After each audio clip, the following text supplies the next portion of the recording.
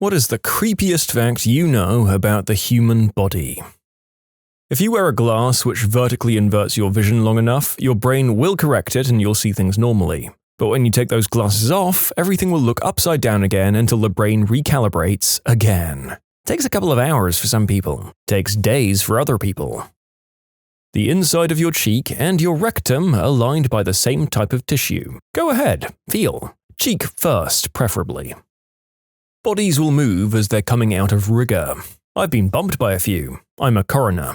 Bodies can also make sounds as the remaining air and gas leaves. 2 a.m. in the morgue and I thought I was in Call of Duty Zombies. Good to know, I work in the ICU and sometimes patients die and we keep them in a room until they're transported to pathology. If they moved, I would scream.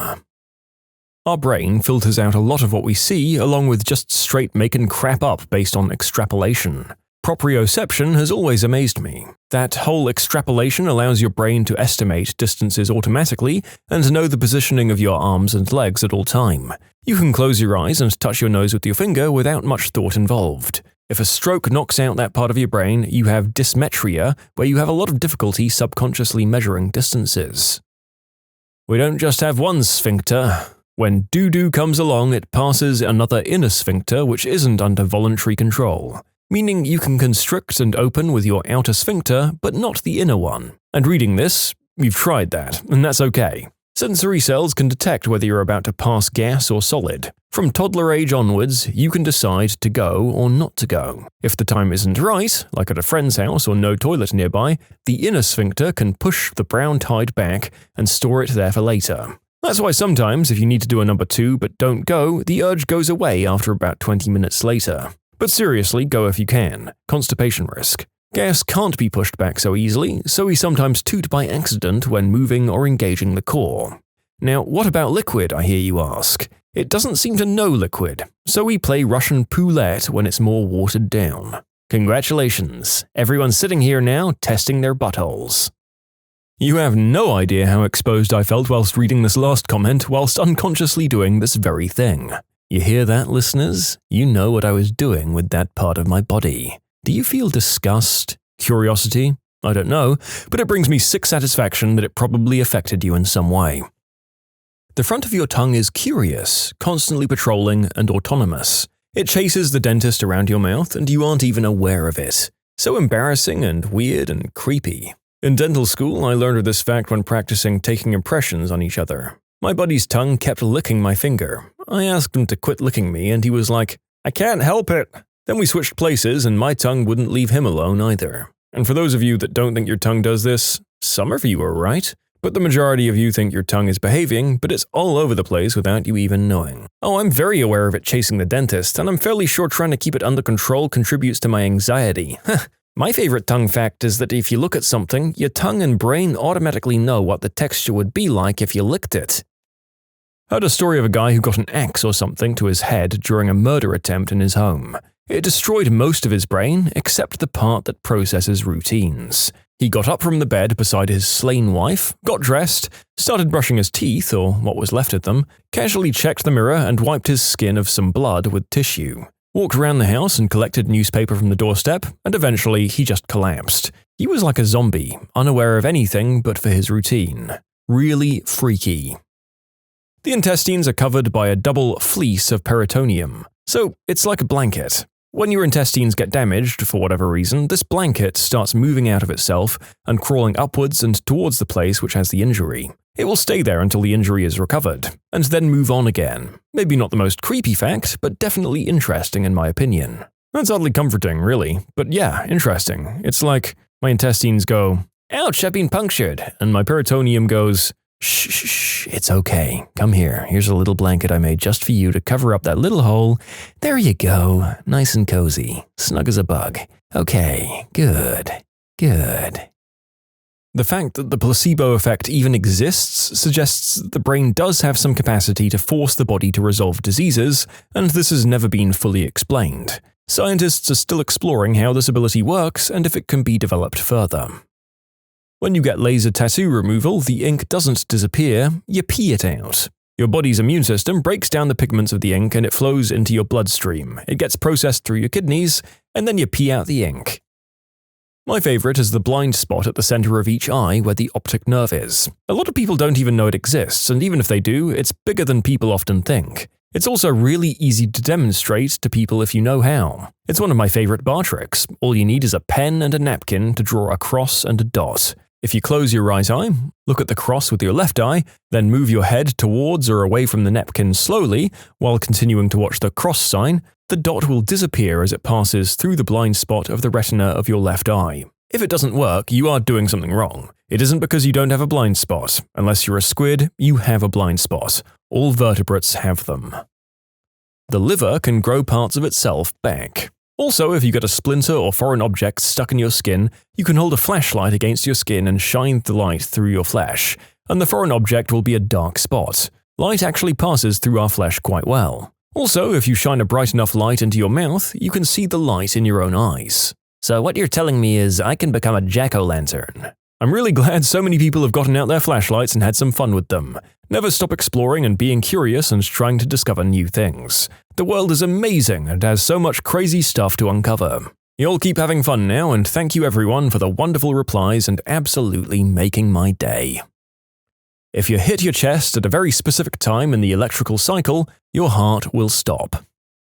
Sometimes there are just random extra muscles. You can go your entire life without even knowing it. I've worked as a mortician, and the MEs would tell me about some cases like this. Also, just random tumors, even when the individual had never been diagnosed. Lastly, skin sounds like saran wrap when peeled from the body. Oh, that last one? Oh, you liar, take it back. I don't want to know that. Oh, don't worry, it doesn't sound like saran wrap when your skin is peeled from the body while you're alive. I think it's just the cold decomposition process that makes it sound like that. You're welcome.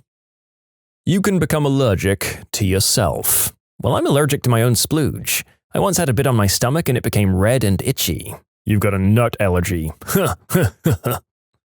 Your intestines know what shape they're supposed to be in, and they can move themselves, which means gut surgeons can just stuff them back into you when they're done, and they'll sort themselves out. I've had my intestine resected, like a piece cut out and then the rest sewn back together, and now I'm picturing the surgeon just shoving my guts back into me like a sleeping bag and a stuff sack when the job was done. More like he rolled them up like an extension cord and then just threw them back into your skin drawer.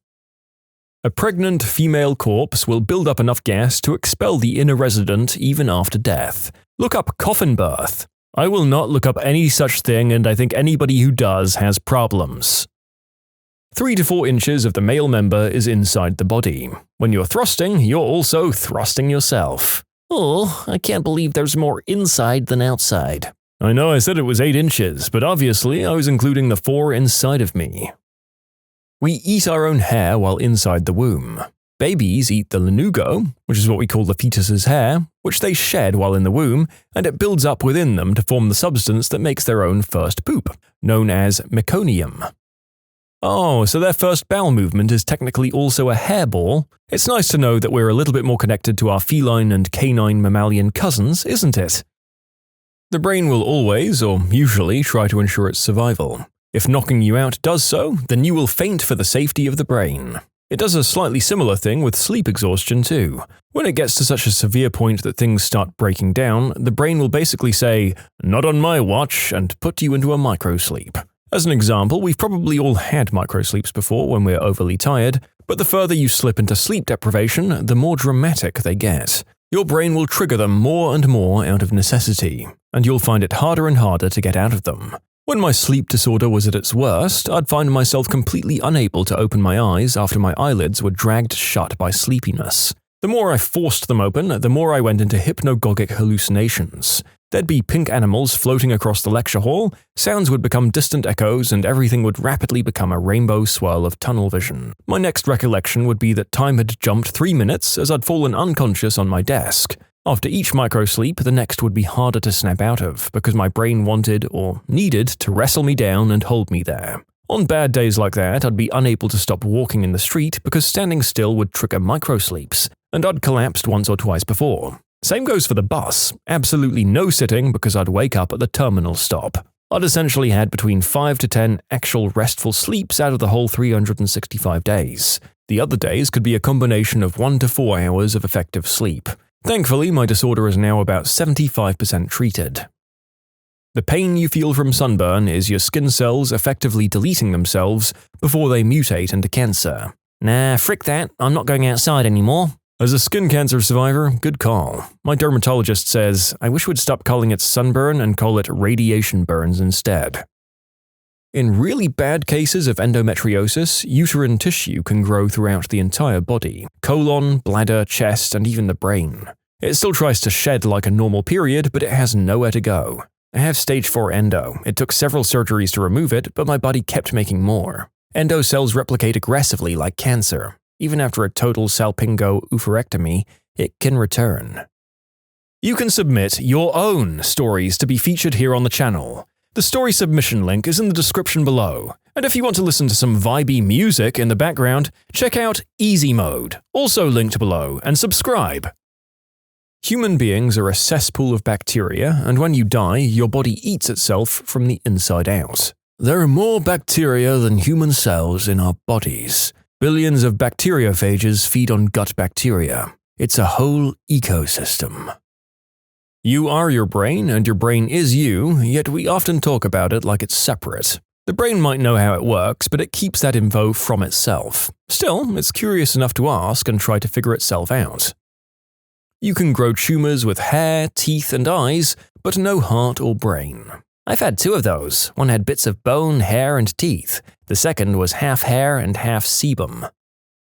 Allegedly, your immune system has no clue that your eyes exist. Effective tomorrow, if your immune system found out about your eyes, it would treat them as an external threat, therefore trying to neutralize your eyeballs, leaving you blind. I had an eye infection that killed my tear glands, and now I've got even more to worry about. There's an urban myth that often your fingernails continue to grow after death, which is supposed to explain why dead bodies often appear to have long nails. The truth is that the soft tissues in the fingers and hands tend to contract as they lose moisture, leading to the appearance of growing nails. The same reason people believe in vampires. The gums would retract, making it appear that the corpse had grown long teeth. It was thought the corpse was possessed by an evil spirit which would feed on the blood of the living, and bingo, vampires enter mythology. Human skin is overlaid with a pattern called Blaschko's lines, stripes covering the body from head to toe. The stripes run up and down your arms and legs and hug up your torso. They wrap around the back of your head like a hood and across your face. You just can't see them. I had to look these up and it's super cool. Are you going to leave out the coolest part though? You can actually see these lines, but only under a UV light. It is believed that mitochondria were once separate living beings that were engulfed by another cell but didn't die. Instead, they provided benefit to the engulfing cell. They're a separate being. Today, the human DNA has over 3 billion base pairs, while mitochondria only have about 16,000. You're a composite creature made up of at least 2 species. Food that was consumed can sometimes take up to 5 days to fully pass through your intestines into your colon. So when people say you're full of crap, they're not lying. Yep, we can store up to 5 kilos of number 2 at any given time. I definitely know some buttholes that store way more than that.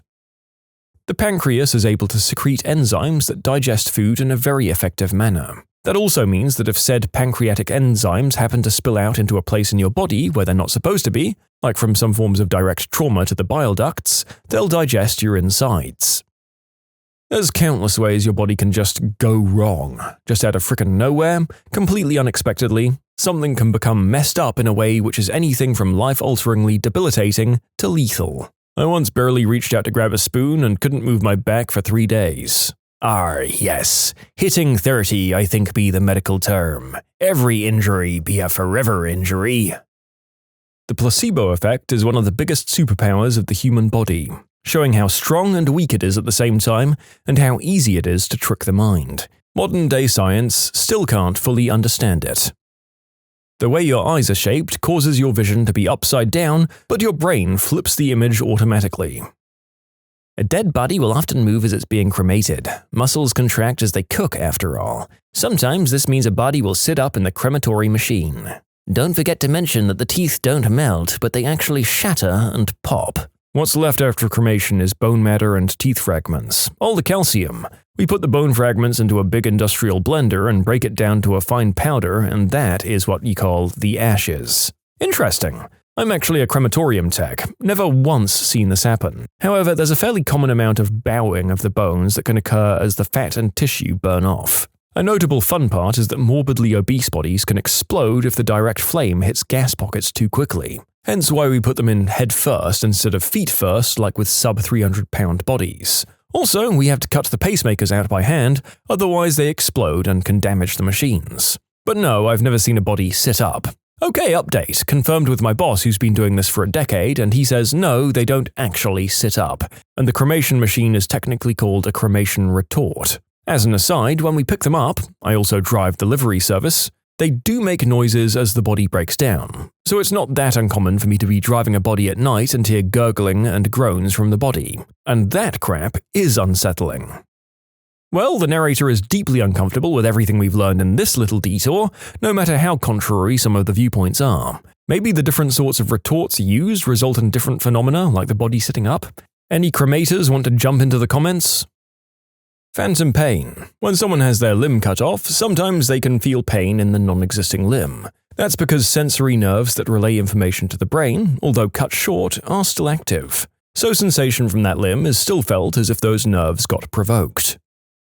Your brain makes crap up constantly. Like with vision, you have blind spots throughout your vision that your brain just fills with things, through repetition and familiar spaces and things like that. It's just predicting things that it thinks are normal. Your brain, on a very frequent basis, is just winging it when it comes to what you're actually seeing.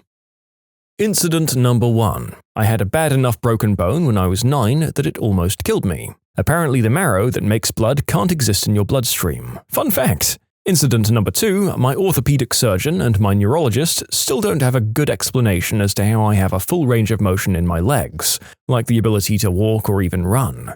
I've never seen a super smart guy like my neurologist just go, "I don't really know," after I'd broken my back and had nerve damage and partial paralysis in both legs. My neurologist says that sometimes cerebrospinal fluid can act as a bridge for major nerve damage, so maybe that. Otherwise, he wrote some published stuff about it that was more question than answer. All I know is that when I get x-rays done or switch doctors, the response is, "How did you walk in here?" It visibly unsettles them, like they think I'm playing a prank and my wheelchair will be hidden somewhere. I don't really care, if I'm being honest. It hurts a lot sometimes, and people can get really weird sometimes when I remind them that I can't do some things, but I can walk, so it doesn't matter much to me. Long story short, sometimes your body can do some weird and creepy stuff that even the professionals go, about? Every so often, I remember that cysts can sometimes contain hair or teeth, and I become incredibly uncomfortable. Teratomas are the stuff of nightmares.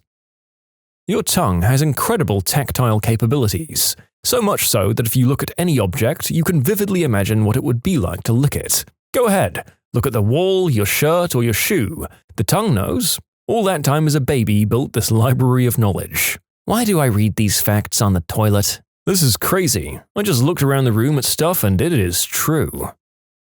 Brain aneurysm. About 1 to 2% of the world's population will go through an aneurysm during their lifetime, and a small portion of these people will die from a rupture. The worst part? It's got no boundaries. Literally anyone can get one at any time and just die. I'd prefer a quick death by aneurysm to a death by cancer or some neurodegenerative disease that causes many months or years of agony. Well, that's how my mum died. She was only 38. I came home from school and she was crying on the couch from having such a bad headache. She went to the hospital crying hysterically from the pain, and the last time I saw her was when she was closing the door behind her. She died at the hospital. How limited our minds are. An ant will never understand that being in my room when I'm vacuuming is a bad idea, but the knowledge exists. I'm sure there's a buttload of information about the universe staring right at us, but we'll never understand it because of our stupid human brains. I always view it as a sort of frame. A fish in a tank has a specific frame it can live in, the tank itself, as well as things it can technically perceive beyond that. The room the tank is in, for example. Anything beyond that is absolutely outside the fish's knowledge. For example, it has absolutely no chance of knowing that my kitchen exists, generally speaking. I do believe humans have a better chance of, maybe not breaking, but adjusting or widening that frame. But it'd be ridiculous to think we'd be able to know and perceive everything there is. This also applies to our own bodies as a specific frame we can do specific things with. While I can have a general idea of what it's like to be you, I'll never fully know. That and the fact that everyone does the things they do for a reason really helps me in accepting different viewpoints, behaviors, and other things. The first time a scientist discovered the existence and function of the brain, what really happened was a brain discovering the existence of itself. Saponification, the same process that happens when making soap, can happen after death and make you look like you're made of soap or wax. There's chemical changes that turn body fat into AmITheA, which is a waxy substance. It preserves the body and you'll forever be a soap person. Viewed from a medical standpoint, the inside of your gastrointestinal tract is technically the outside of your body, making you a meat donut. Don't you mean a topological perspective? I don't think a doctor would consider me a meat donut, but a topologist wouldn't be able to differentiate me from a coffee mug. When you die, your hearing is the last to go. So imagine you die in a fire or in a war or something and the last thing you hear is screaming and chaos. Nope, don't like this one. Knowing this fact gave me great comfort when my husband died, to know that he wasn't alone at the end. Our minds can be tricked, and our minds can trick us. Some people sleep with their eyes open. Our memories are fallible. If you remember something from like 10 years ago, the events in your mind are likely changed. You might remember a couple of things properly, but our memories are almost never 100% accurate. On top of that, we usually don't remember the unimportant stuff. Our dreams are a product of our subconscious, from any memory, especially recent ones. What's the worst monster you've ever had for a neighbor? When my wife and I moved into our house in the summer of 2019, the neighbors on either side of us warned us about the people renting the house directly behind ours. Apparently, they'd been known to cause trouble and blow things way out of proportion, bordering on paranoia of everyone around them. We kept it in mind, but had no issues for the first 6 months or so after moving in. Their house sits on a hill behind ours, and so overlooks the majority of our backyard due to the elevation change. Well, one night, or morning technically, at about 3 a.m., we wake up to ring notifications from our phones showing video from our front doorbell. There's a man standing barefoot in a sleeveless shirt on our porch pounding on our front door. We give it 2 to 3 minutes of just watching him on the app thinking maybe he's drunk and has the wrong house, essentially giving him the benefit of the doubt. But then we start to hear him say, "Come out, you frickin' prevert, I'm gonna F you up," etc. And then he leaves the porch and starts to head around the side of the house towards our backyard. Considering we had no idea who this was, my wife now immediately calls the cops as I move out of our bedroom towards the external doors to look and listen for any attempt at a home invasion. At this point, our neighbors directly behind us throw a huge spotlight onto our backyard from theirs. We're thinking, okay, cool, they know something's up and they're trying to help us out by shedding light on our backyard. The cops arrive several long minutes later and knock, we explain the situation and they head out back to look around and get the scoop from the neighbors with the spotlight. It turns out that the spotlight neighbor was the one on our porch. He'd jumped our fence into our backyard and up into his yard and then threw the light on. He told the police that several nights prior I'd let my puppy out onto my own backyard in the middle of the night, and because I was in my boxers that I was trying to expose myself to his family, because they could look down onto our entire yard from where theirs sits. He then followed this up to the police with evidence which consisted of videos he'd taken through our windows of my wife and I inside our own home, doing totally normal things like chores and watching TV. Nothing inappropriate or scandalous, not that it would have mattered anyway because we were in our own home. Because of the elevation difference, if they went out of their way they could technically slightly see through our closed blinds due to the angle. So they'd been filming us for no reason at all and expected the police to see this as reasonable. The cops came back in and my wife was devastated. It was a huge breach of our privacy, of course, and totally unfounded accusations as we'd never done anything to anger these people. We hadn't even met them. The police told us, just don't worry about it, if he tries something again, just give us a call, which wasn't the most comforting at the time. They moved out a few months later without any additional issues. My wife and I celebrated like it was a holiday when we saw the moving van in their driveway. I assume we'll have many more extended neighbor wars in the series to come, but this is for sure a very brief and spirited encounter with these crazies that clearly made you uncomfortable right up until they did you the favor of getting out of there. Lived in a small apartment and my neighbors always cranked up their music to 11, like loud. And until something like 7 a.m. Maybe it went later than that, but that's when I'd leave for work anyway. It was so loud that I couldn't hear my own TV over it. My neighbors and I would bang on the door, but they'd never open it. It was like trying to sleep at a festival. Then at some point, I found out that they often left for a bar across the street, but would just leave the music on. So I'd pull the breaker for their apartment, but they would just come back at 5 a.m. and turn it right back on. It was reported by heaps of people, but nothing was ever done. So at some point, I'd jam their lock when they went out so their keys wouldn't work anymore, and they had to get the property manager in while the music was blasting inside. After a couple of times of that happening, they were evicted. Maybe I'm the bad neighbor in this story. This is the definition of chaotic good. Their dogs got into my backyard and attacked my dog. My dog ended up okay, but it was a long recovery and he still doesn't walk right. He was and is the happiest dog ever, so to see him on the ground covered in blood was the worst thing ever. The dogs were able to get through because their kids had taken a plank out of my fence. They didn't have a fence. I left a letter on their door explaining the situation. They showed up at my door to tell me that it was my fault for not having a stronger fence, and that they wouldn't be paying any medical bills. After a lot of them yelling and me calmly explaining why they would actually be paying, they eventually complied. They did build a fence backwards with the flat side facing them. They're also loud as F, have chickens that escape on a regular basis in our suburban neighborhood, and are overall scummy people.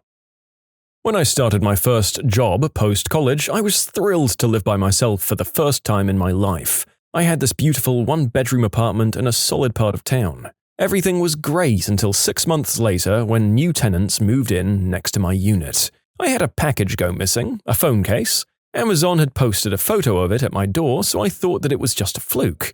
Then it happened again, and again, and again. The office wouldn't accept packages, so I had to get my items delivered to my friends' places instead. Overall, wildly inconvenient, and the police didn't care in the slightest when I reported it. So I just figured I'd deal with it. Fast forward a few weeks, and I came home after being gone for less than an hour to see that my doorknob and front door were scraped up and the knob was barely hanging on. Long story short, I'd been parking in plain view of this guy's window, so he was able to tell when I was home. I'm 100% convinced he tried to break into my place, and that me coming home early interrupted him. I googled his name after I moved, I got it off a package at his door, and I found out he was a convicted felon with charges that included grand theft auto, domestic attacks, substance dealing, and an attempted break-in. Apartment building. The upstairs neighbor's dog peed on their patio and it dripped down onto me while I was sitting outside reading them. I yelled and ran in to shower, and when I texted them to ask them to take their dog out to pee in the future, they said it wasn't their dog, and it must have blown in from somewhere else? What? My worst neighbors were definitely the crap-bag 19-year-olds that lived next door to me when I was finishing up college that screamed at Call of Duty at the top of their lungs through paper-thin walls every night when they got killed, and who also threw a pumpkin on the roof of my car, causing $3,000 worth of damage, which is considered felony vandalism in Michigan. I finally got them to confess and basically gave them a stern talking to as a 22-year-old that was just done with college nonsense at that point, and told him I wasn't going to press charges as long as his insurance paid for it. Later that year, when his roommate was flipping out about Call of Duty and yelled something along the lines of, "God damn it, frickin' hackers, everyone's frickin' cheating, what the frick is this bullcrap? I hate this game so much, bunch of frickin' losers and cheaters," which was very clear through my bedroom wall while I was studying, I didn't hesitate, since it had been months of this. After he got done with his tantrum, I shouted back, "Sounds like you just suck at COD, bro." I heard a crash of what sounded like a controller being banished to the Shadow Realm, and then didn't hear anything from him for about a month. It was glorious. Yeah, when I play with people who are cheating, I quit and report them. This was almost definitely a skill issue. If they're playing that often and still suck that badly, it's time to adopt a more accepting nature in defeat. Or just switch to single-player games. That's what the rest of us trash-tier gamers do. Oh, I have a few stories from the same neighbor who I'll call Linda. Linda would often have men outside the apartment building that she locked out, screaming her name. But the best story regards a boyfriend Linda had who insisted my roommate and I call him the Captain. About a week after meeting him, we came home to a wedding announcement for Linda and the Captain. Yes, his name was the Captain on the announcement. Exactly 1 week after that announcement, the Captain was arrested outside our apartment building for public intoxication at 2 a.m. while screaming, "I've made a huge mistake! F you, Linda! I'm ruined!"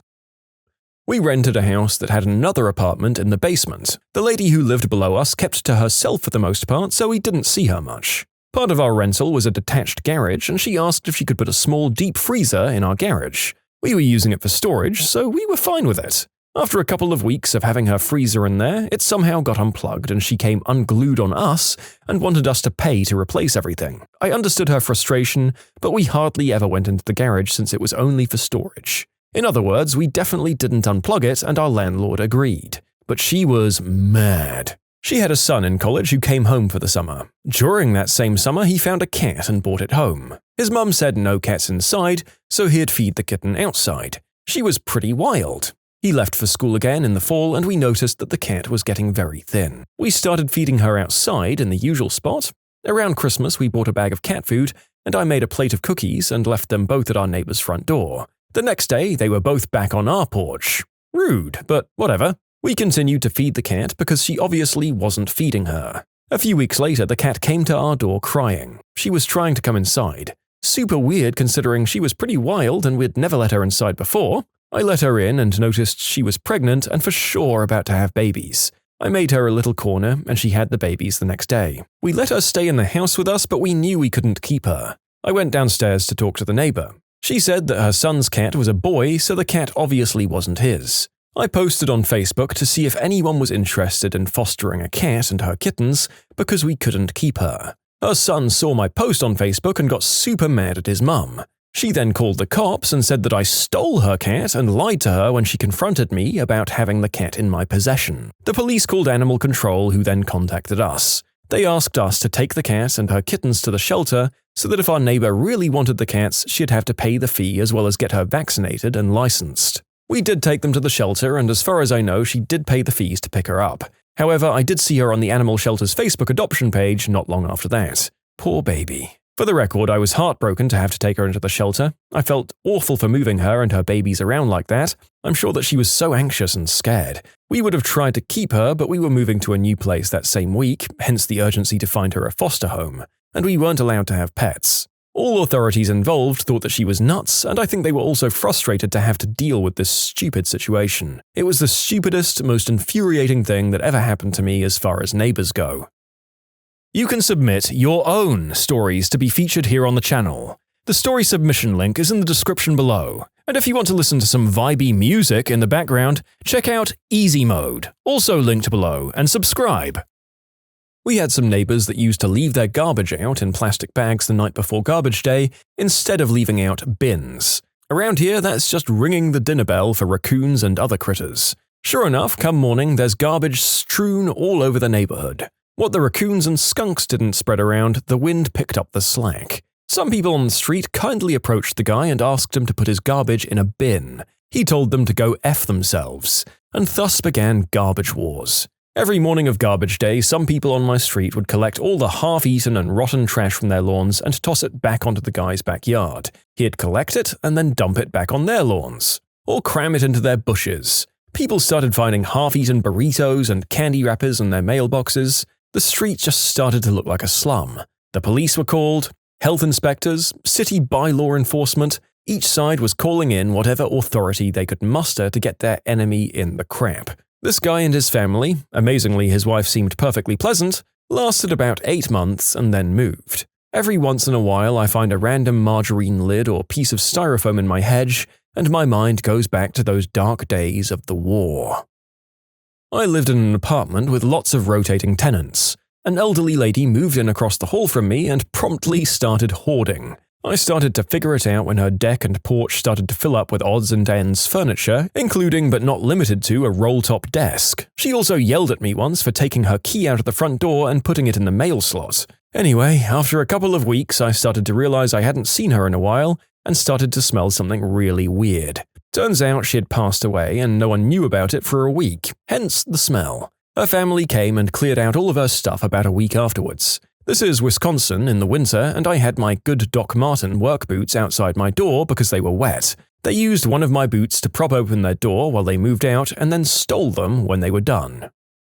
Yeah, sadly, this is a thing that you hear about being fairly commonplace with elderly hoarders. One day, those towers of stuff fall down and the poor folks are trapped. Awful way to go. Also, trash move by the family, first leaving grandma alone to expire like that, and then just doing a little bit of extra theft on the way out. He lived in the apartment right below my husband and I. It went from constant complaints, to him calling the cops on us multiple times, to him leaving threatening messages on our car and front door. When we first moved in, he was upset with the landlord for renting above him, and left plenty of unpleasant notes and interrupted quite a few times when we were talking to the landlord. When we moved in, we only had a mattress and no other furniture, but he kept calling the landlord saying that we were moving furniture around at 2 a.m. and had our TV on at full blast. After the 8th complaint in 2 months about us still moving our furniture around and TV being too loud, we finally showed our apartment to the landlord. We literally didn't have a TV and still only had our mattress. Then the neighbor started leaving notes on our car, telling us to keep it down, and he even put it in writing, "There needs to be no noise after 10 p.m. or else I'll call the cops." We usually didn't even get home until after 11 p.m., and we were respectful to make sure that we kept things down because we knew that not everyone had our work schedule. So we tried keeping it down even more, and there were so many instances when we'd be eating our dinner or cuddling quietly or even sleeping,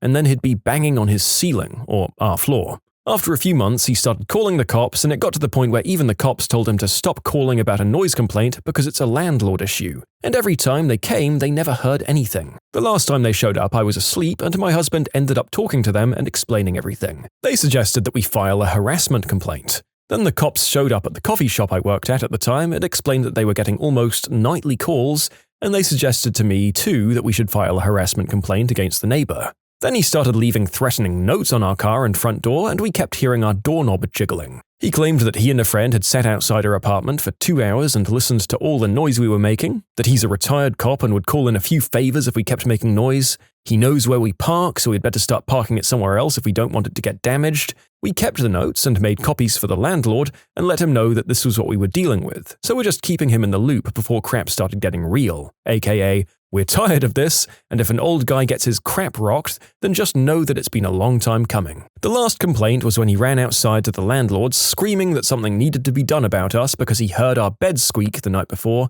and how dare he rent to some crazy college kids who were partying and having wild group fun times in the bedroom all night. The landlord finally told him to F off and stop being a bitter old man. Then the neighbor took a total 180 and we found out he had decided to sue the landlord and was moving. Suddenly the neighbor kept offering us rides when one of us were walking. He stopped complaining and leaving notes, but our doorknob kept jiggling and turning around at midnight. And whenever we'd check on our door, we'd hear someone running down the hall as we'd approach our door. He eventually moved away, and shockingly, we haven't gotten a complaint from any other neighbor in the last 3 years we've lived here. I rented a flat with an ex, and the upstairs neighbor was an absolute nightmare. Deadbeat dad who had his kid every weekend and left them screaming all the time. He'd blast music until sunrise every day, even when he had his kid. We got the council involved and nothing happened. Got child services involved. Nothing happened. He used to argue every Sunday with his ex about how he wasn't paying child support. They'd argue right outside our door when we were on the ground floor. The guy was unemployed, owed the landlord a lot of money, and only left his flat to get groceries or substances. He kicked off at me because my cat meowed loudly one time. Well, they were smackheads, plain and simple. They had 2 kids and were constantly physically and verbally rowing at each other and were hoarders on top of it. Tried calling Child Protective Services and the police over and over, and it was never taken seriously. They ended up burning down their apartment and caused thousands of dollars in damage to the rest of our apartment building because they were cooking crystal. We had to move out, as did so many others. The silver lining was that they finally got their kids taken away after that. This dude pretended to be a reverend but was actually just a filthy frickin' hoarder. He insisted on wearing sandals all of the time, and whenever he left his flat, the entire stairwell would stink of century-old unwashed feet. Eventually, the beetles that had infested his flat crawled up into our kitchen and then everywhere. It took months to get him evicted. Screw that guy. Had one that would basically steal our mail and other stuff from our porch and yard. Caught her once to confront her, and she started yelling at me to stop attacking her and tried to say I was stealing her stuff. Ended up with the police getting called and us filing a restraining order against her. How much space does a neighbor have to give you on a restraining order? I'm guessing they're not expected to have to move from parts of their house that are within the radius of said order. I've never known anyone to have one in real life. They're a strange concept to me. Moved into a crappy apartment in a building that was occupied by basically the worst people in the area. Pretty rural small town, junkies, alcoholics, and other interesting specimens. I moved there because I don't have a driver's license and I needed to live close to my new job at a cafe. There were no buses in the area except school buses, and it was relatively cheap to live there. Anyways, one night when I came home from work, I met two of my neighbors by the entrance to the building. These two were living wall to wall with me, and I'd listened to their substanced-up saturnalias more than once. They started following me up the stairs, not saying a single word, just following me. I rushed inside and locked the door, and then they started hammering at it. Yelling, hammering their hands at the door so hard I thought they'd break it. I yelled back at them, "What the frick do you want? Leave me alone."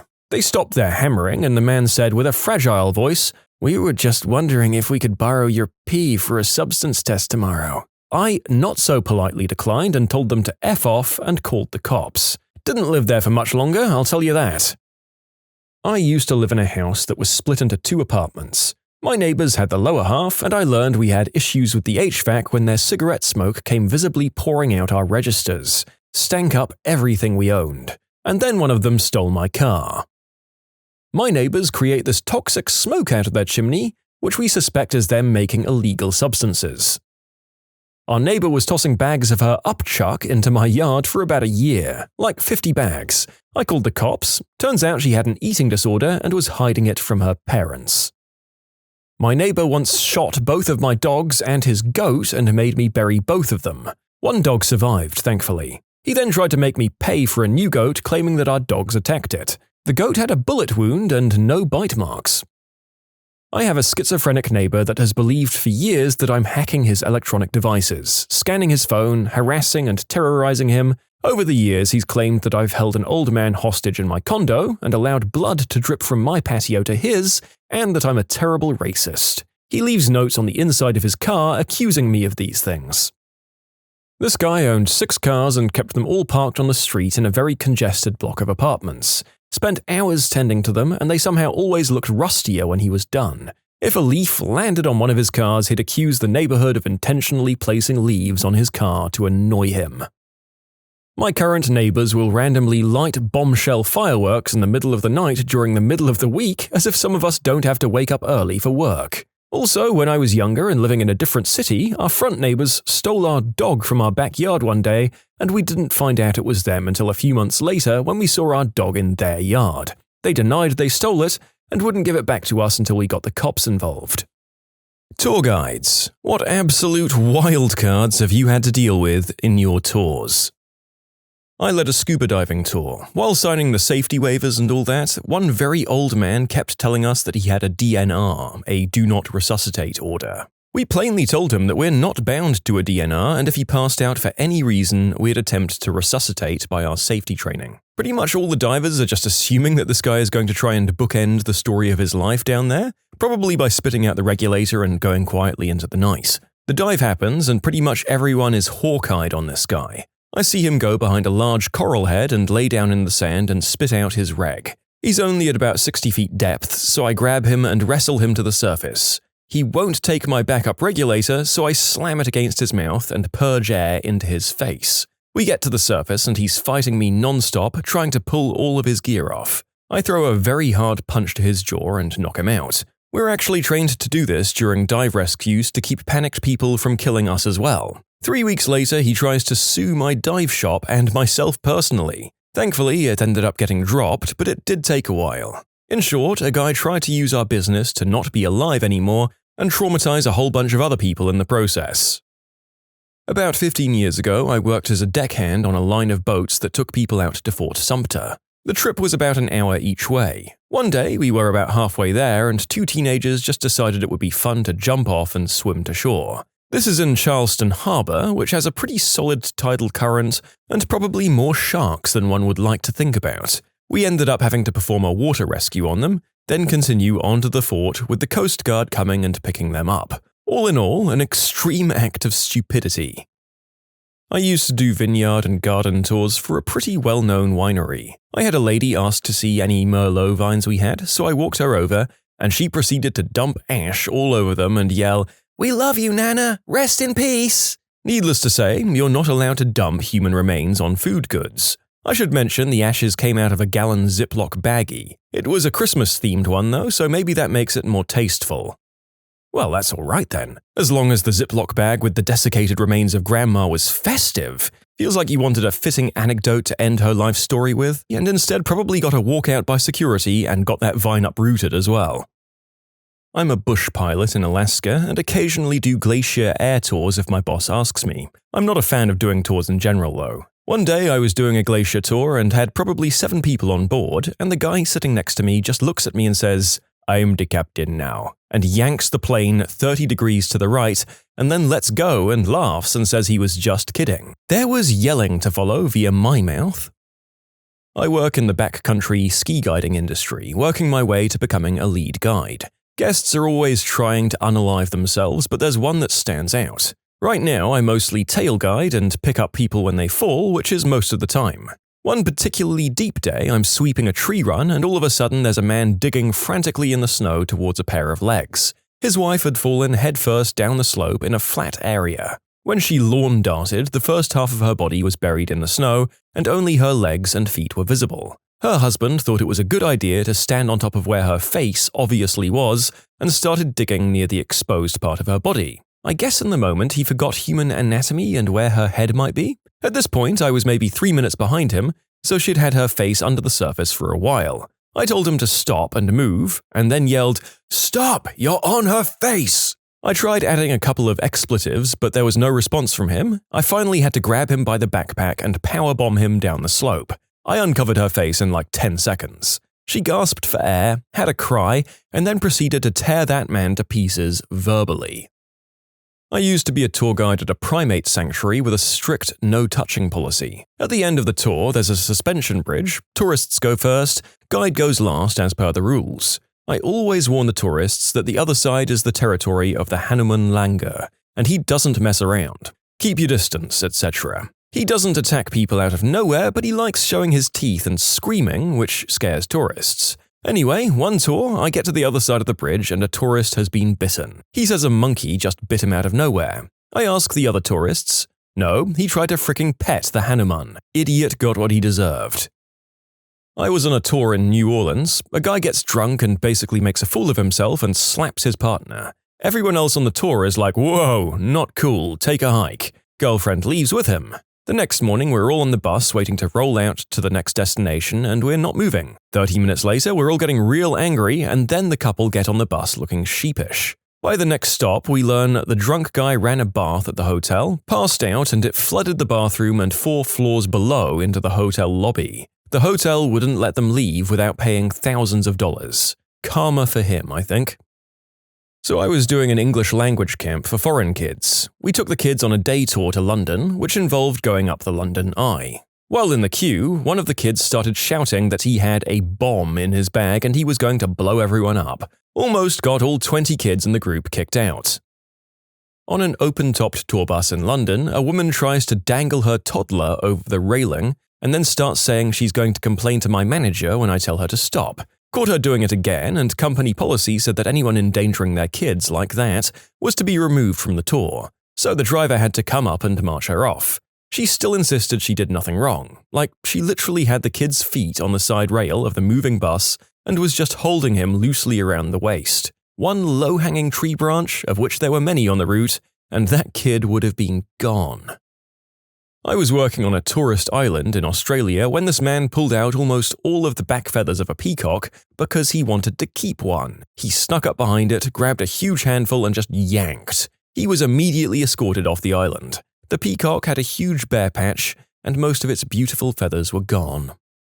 I used to work at a heritage site. It was an old military installation with a lot of remaining original structures like bunk beds, cafeteria equipment, computers, among other stuff. Every day, it was a constant effort to remind people, read kids, to not jump on the beds, not to slam doors open, and not to punch every button like it owes them money. The absolute worst was a group of kids on a school trip. Within the first 10 minutes, we're walking through the tech portion of the exhibit, where we had a wall lined with Burroughs large systems machines, B5000s, all behind this little fence about waist high. I turned to demonstrate some of the pieces, and when I look back at the group, one of them has jumped the barrier, opened one of the units and started pulling out handfuls of digital tape from the reels inside. I just about jumped on the kid when their teacher did just that. She jumped the barrier, smacked the kid's hands and took him outside. I immediately ended the tour and had them all refunded, as I couldn't imagine what else could happen. My one took a big dump in front of the group. So we tour through streets and parks and make it really clear that the toilets at the beginning of the tour are the only ones for the first 90 minutes. We get to a park about 30 minutes into the tour. Not a big park, mind you, it's basically a big roundabout with a swing set, bench, and 2 trees.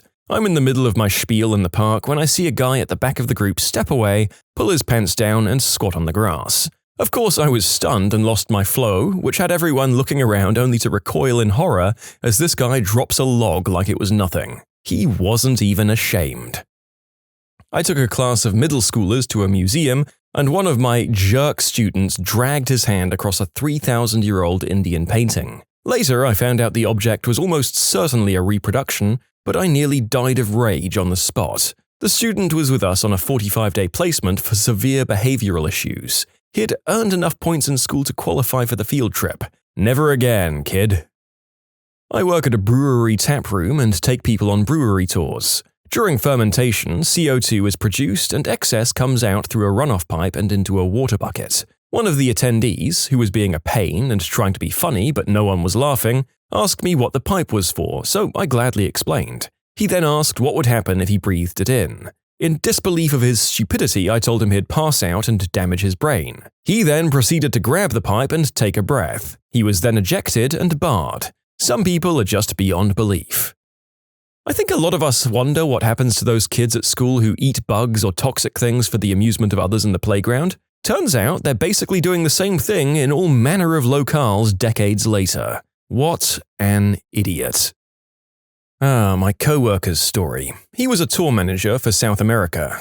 We tended to work with older travelers, like 60 or above. Him and his guests were flying from Lima to Cusco, Peru, which is about 10,000 feet in elevation. This is a group of about 40 travelers. Apparently, he had one male guest who had IBS or something, and in mid-flight, he crapped himself. The stench was unbearable as they were in a small aircraft taking them to Cusco so high in the mountains. He said he had to help escort this guy to the bathroom in the back, but as he stood up, the brown just came down his leg, so now he's dragging this stuff down with him to the toilet. Once he got to the loo, he cleaned it up with the assistance of the aircraft attendant. He was very embarrassed, but not as embarrassed as the guy who'd made brown. Once they landed, the guy who'd done this was in the bathroom, apologetic, and was cleaning himself up. The guide went into the airport and brought him some new Peruvian-style pants, and then came back to the airport to help dress this guy in the bathroom. I'd say that was probably one of the worst stories I've heard to happen to an individual. I've also heard of a fellow co-worker who guides tourists in Vietnam, and had to bail out a tourist from jail one time. She had received a phone call in the middle of the night from him, in jail, asking for help. She showed up and asked the man what happened. The Vietnamese police said he was caught purchasing little blue pills and exchanging money for favors from working girls. You can submit your own stories to be featured here on the channel. The story submission link is in the description below. And if you want to listen to some vibey music in the background, check out easymode, also linked below, and subscribe.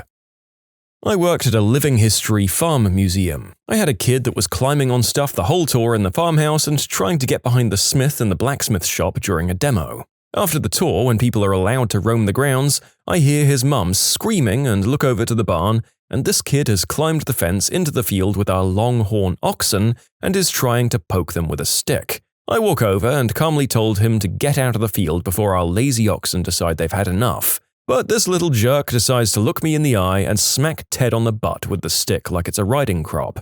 Ted, bless him, just kinda jumps a little and whips his head around with a "what the frick, dude" look on his face. But seeing as he's a longhorn, he just kinda wipes this kid out with one of his horns when he's turned his head. The kid goes flying into the dirt and is having a meltdown. Mum is freaking out, and I'm like, dude, get the heck out of the pen before Ted actually gets mad. So this kid is crying and trying to climb the fence out of the field, and Bill, who's been watching this whole thing, waits until the kid is almost over the fence, walks up to him, and nudges him in the butt with his nose and pushes him over the top of the fence. It was everything I could do to keep from laughing. The kid was fine, Ted was fine, but the kid and his mum were promptly kicked out of the museum.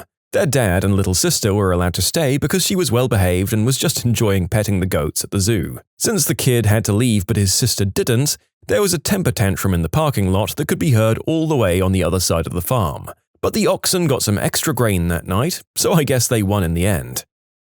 I was once a tour guide in high school for a group of young Chinese students coming to the rural US on a sort of fresh air trip.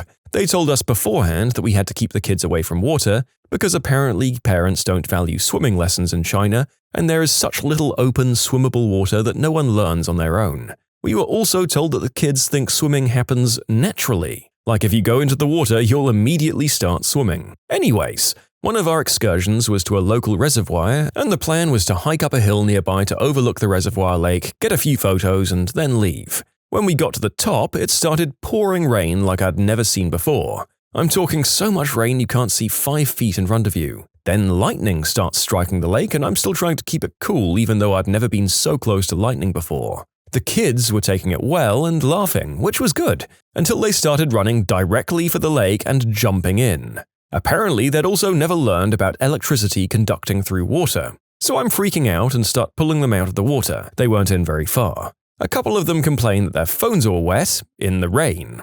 No one got hurt, but it was a crazy day. We got back on the bus and the kids started drinking liquor in the back. Some of them were as young as 9 years old, the oldest were about 16, so I had to bust them for that too. In short, apparently Chinese kids think swimming will just happen if you go in water, especially lightning-struck water. Tour guide at a university. We got a lot of guests that really don't want to be there. Mostly misbehaved kids from a poor area of the city. We toured at all times, even during finals week. As many may know, sound can travel oddly in lecture centers. Our lecture centers have windows around them, and like 6 kids thought it would be hilarious to smash on the windows. From the inside, it sounded like small arms fire being shot from the outside, or at least muffled shots. I watched 100+ students flee the classroom during their final exam. We got a lot of crap for that. It really isn't easy corralling a group of school kids. That's the chaperone's job. A friend of mine does whiskey tours in a museum in Dublin. Someone took a dump in one of the exhibition rooms. I had a guest, snorkeling, trying to grab the tail of a barracuda as he swam up behind it. Luckily, I was able to hit the guest with a dive fin from the boat to stop him before he got a hold. If he had grabbed on, I'm sure he would have been ripped to pieces by that fish. A couple of guys I used to play cricket with went on a school trip to Auschwitz and decided to steal a small pair of glasses and some buttons they found half buried in the ground. They were detained by Polish police while they were leaving the site. Hard to know what goes through people's heads sometimes. I watched a man run up to the side of the platform the winged victory statue is on in the Louvre and throw his arm around it for a photo. Security got him down pretty quickly. I'm shocked that he actually made it up there.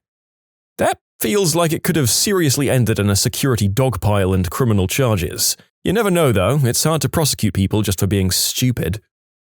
I'm in the middle of talking and someone's phone rings. Okay, that happens sometimes and usually they just cancel the call or step outside. Nope, this guy answers the call and starts talking on the phone only a few meters from where I'm standing. I think, oh, he'll just quickly explain that he's busy and end the call. Nope. He starts a conversation. The rest of the group glare at him and I'm put in an awkward position because my workplace put a huge emphasis on politeness. So I suggest to him to continue his call in the hallway just outside the room we were in, to which he replied, "No, I'm fine here," and went back to his phone conversation. I'm doing my best to talk to the rest of the group, about 25 people, but he's so loud. Eventually, this Chinese woman yells across the room at him, "Shut up! We want to listen to the lady, not you!" Which worked. But I just couldn't imagine the nerve to ruin everyone's experience like that because you're too selfish to talk on the phone outside. Also, the place I work allowed photos but had a strict no photos of the staff rule for privacy reasons. I always explain this at the start and 99% of people are cool. One day I had a particularly happy snapper who got right up in a staff member's face to take a photo. Like I'm talking centimeters from his face to take this. The staffer was just some rando middle-aged white guy, so I'm not sure why the fascination, but he was livid. It's like I saw it happen in slow motion, so I couldn't do anything to stop it. The offending tourist was removed. I work ground crew for a company that does helicopter tours. Number 1 rule for customers is don't walk under the tail boom, the rotor will kill you and it will hurt. It's unbelievable how many people have a death wish out there. People see the fastest way to the other side of the helicopter and don't stop to think, oh hey, that spinning blade may or may not slice my whole frickin' head off. Let's see how close we can get to it. I'm a tour guide and boat captain in the Caribbean. We had about 40 or 50 people on the boat, getting off. We would normally go and feed swimming pigs, which someone would get nipped from them from doing stupid crap, but nothing too serious. Well, the next stop after that was another island where we would hand feed turtles, sharks, and stingrays. So we'd tell people to hold it with the palm open and food in the middle for the stingrays, and they'd come over the top and just remove it. For the turtles and sharks, you put it in the water holding onto the tips, and when they're coming, let it go. Well, of course, this idiot decided he'd be tough and feed this baby shark, no longer than your forearm, without letting go of the food. The shark proceeds to bite his fingers, he screams and jumps out of the water and flicks it off with his hand, pulling off one of his fingernails in the process. That's the one I always remember. I used to give tours at my university. There was a group of middle schoolers I was giving a tour to show them why they should want to go to college, yada yada, and there was this one kid who kept trying to sneak away and was whistling at just about every girl who walked by. Weird. Okay, whatever, he thinks he's a big shot. Then a very attractive girl comes jogging by us and he tried to grab her. And then as she runs away, he just starts thrusting in her direction. I was mortified. I ended the tour, I was done with him. The teachers didn't even care. That was probably the worst part of it. Didn't happen to me per se, but one of the company's tour guides was on a flight with a bunch of middle schoolers. One of the boys got caught tickling his pickle in his seat next to a girl who wasn't even from his school. Ugh. Former whitewater rafting guide. There's a calmer section of the river where people can, if they choose to, hop out and swim through. They're wearing life jackets, so you can just float through it. This woman decides she wants to try it and hops out. After she pops up slowly, she tilts forward until just the back of her jacket is out of the water and she's completely still. After 5 or so seconds of this, I start to realize this might not be intentional, and I paddle over and physically pick her head up above the water, followed by her gasping for air. I haul her into the boat and ask what happened. She said she didn't know what to do as she had never been submerged in water before. Whew. 1. Why are you on a whitewater rafting trip? And 2. Why didn't your strategy involve moving your body? My cousin is a tour guide and biologist, and most of his tours are in Africa. He instructed his group of 20 to 25 people, including kids, not to wear any type of earring or collars, especially shiny stuff, since they're about to go into a thick forest to try and see a bunch of animals. This is very important because 20 to 25 make a lot of noise, which makes wild animals run away or hide. It's even worse if they're wearing shiny stuff because the animals can spot that from far away. So this woman complains and decides to wear shiny earrings anyway. Cousin tells her to get rid of them or she isn't coming with the group, so she obeys but puts them on a little bit later. Some species of monkey in that area love shiny stuff. They ripped the earrings from her ears. When did you realize that your paid professional was an absolute moron? I told my old therapist I didn't want to see her anymore, and she told me that without her I wouldn't even have any friends. When the roofer didn't bring a ladder.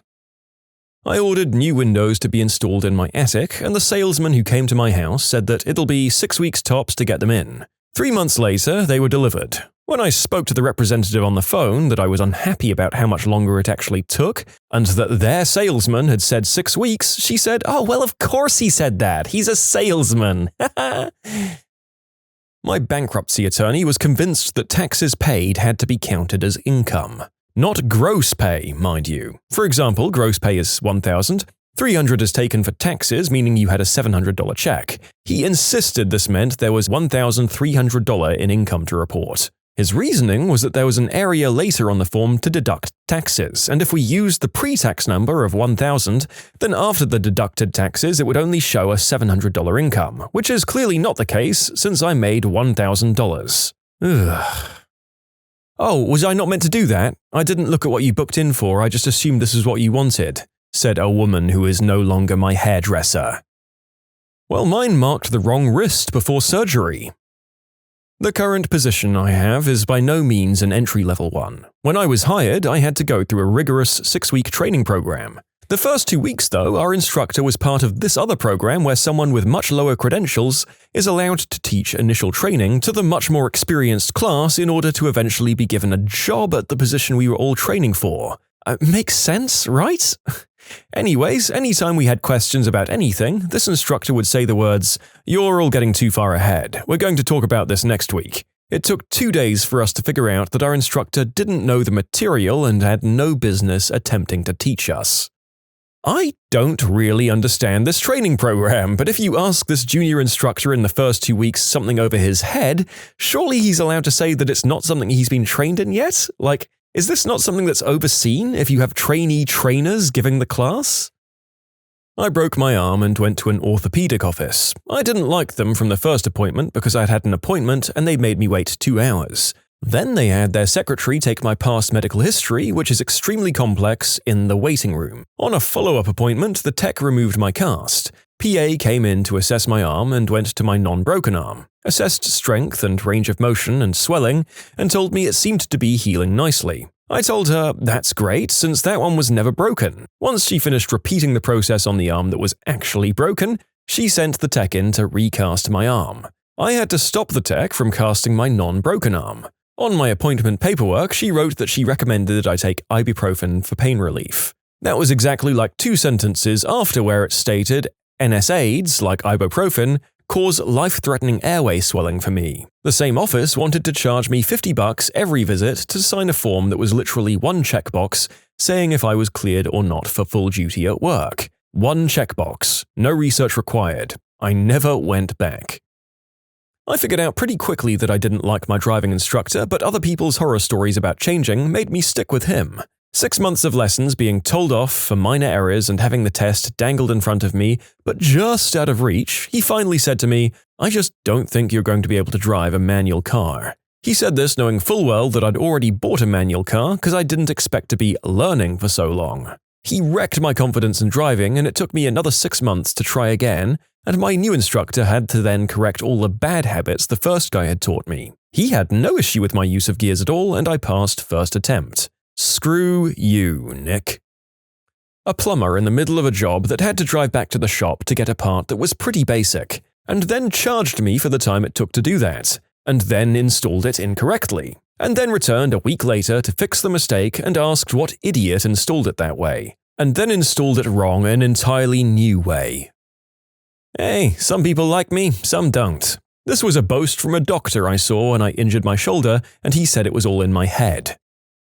I went to my GP to get a prescription for birth control. I suggested an IUD might be something I want because I'm very forgetful and pills didn't work out in the past. She refused to prescribe an IUD because I was a virgin and she didn't want to take my virginity away by inserting an IUD. I'm currently looking for a new GP, by the way.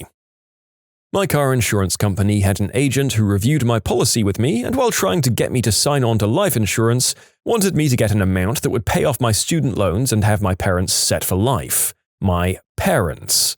She refused to listen even when I told her nobody even co-signed my loans and that I have no contact with my financially comfortable, horrible, and healthy parents. I ended up writing a long email to the company, including wondering if they no longer wanted me as a customer. I took a job that sounded ideal on paper, but the CEO who I reported to gave off some very bad vibes very quickly. A lot of decisions he made were questionable at best. He wanted me to play clips from The Wolf of Wall Street to motivate the team, for example. But as soon as he told me he was altering people's targets midway through the month and withholding bonuses from certain team members, I was out of there. I was in the job for exactly 1 month, and on a Tuesday morning, I got into work and told him that I morally couldn't do it, and that if that was his decision, I didn't want to be part of it. 2 minutes later, I silently collected my things and left, feeling literally over the moon for doing so.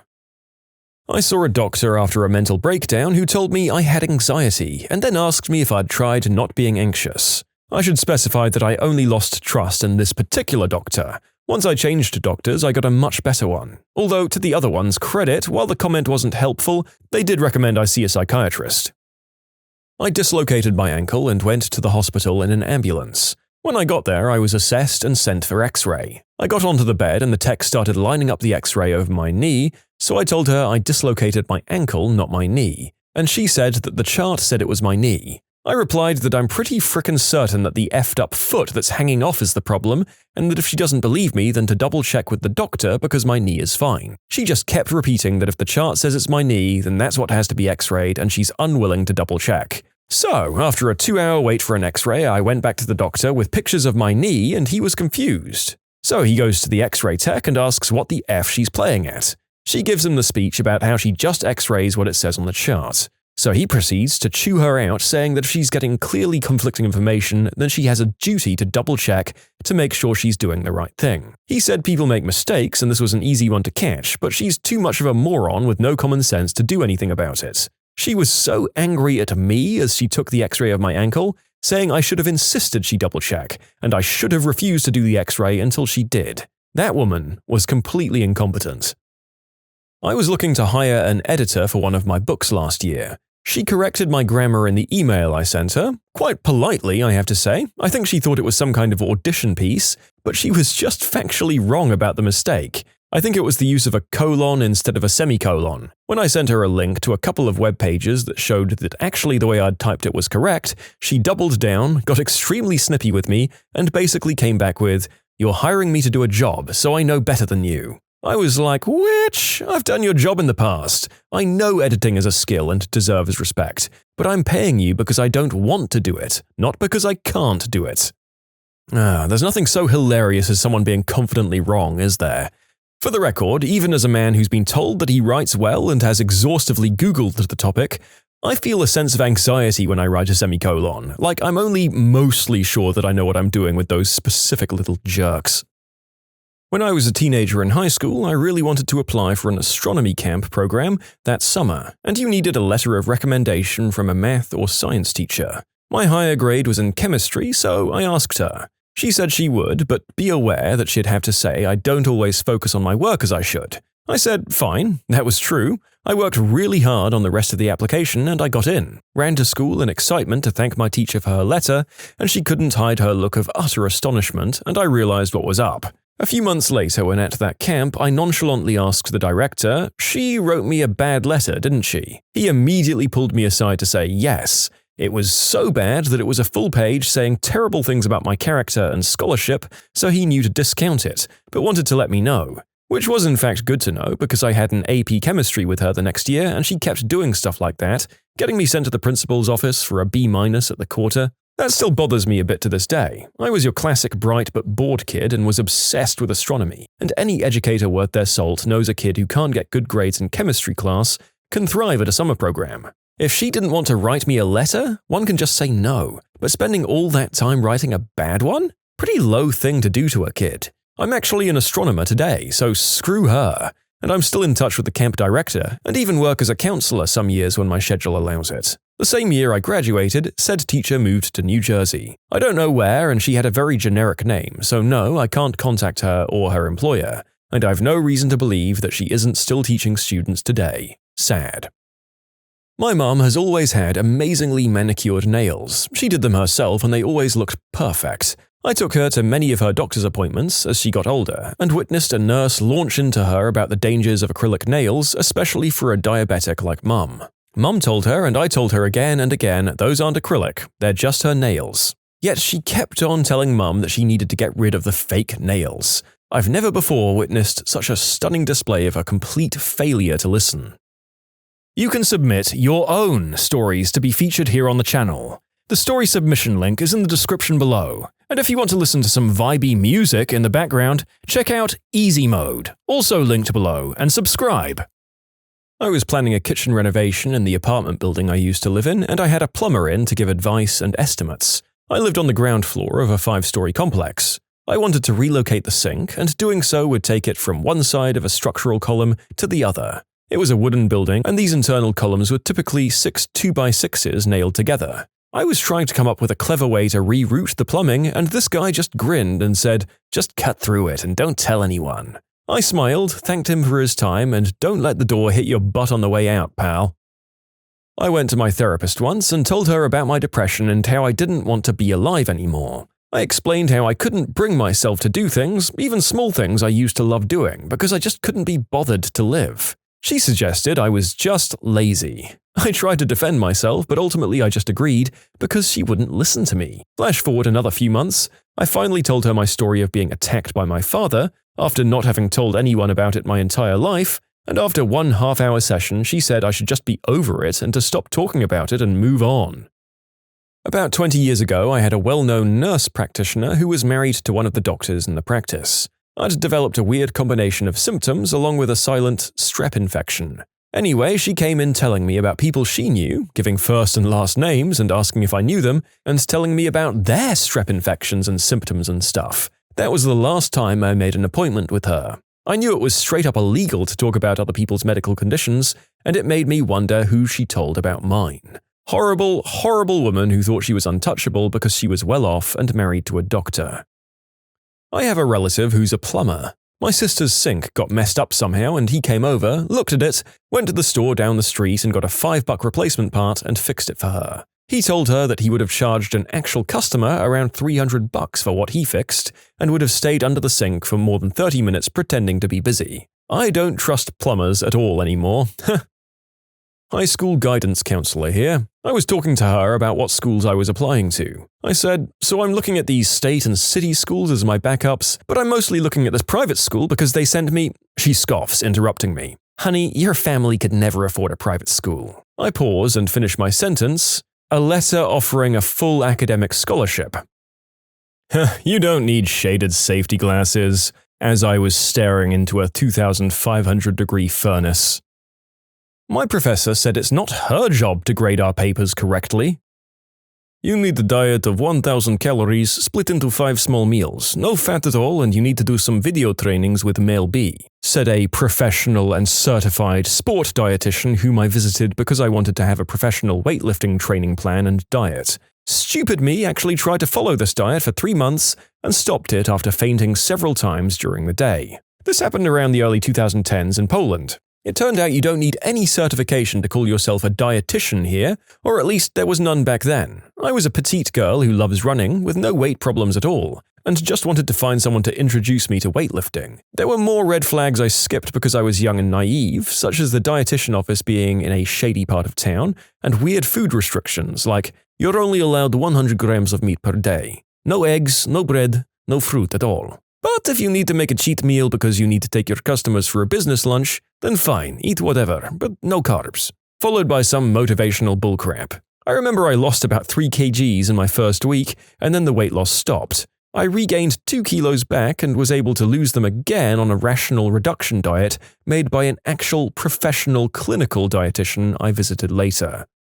Oh gosh darn it! The narrator was aware that often nutritionists were full of crap and didn't need a qualification to call themselves such, but he kind of thought that dietitians were the ones that you could trust. Then again, this video is full of licensed medical professionals who are ignorant or just negligent as all hell, so maybe this is an example of a similarly qualified individual who was just bad at their job.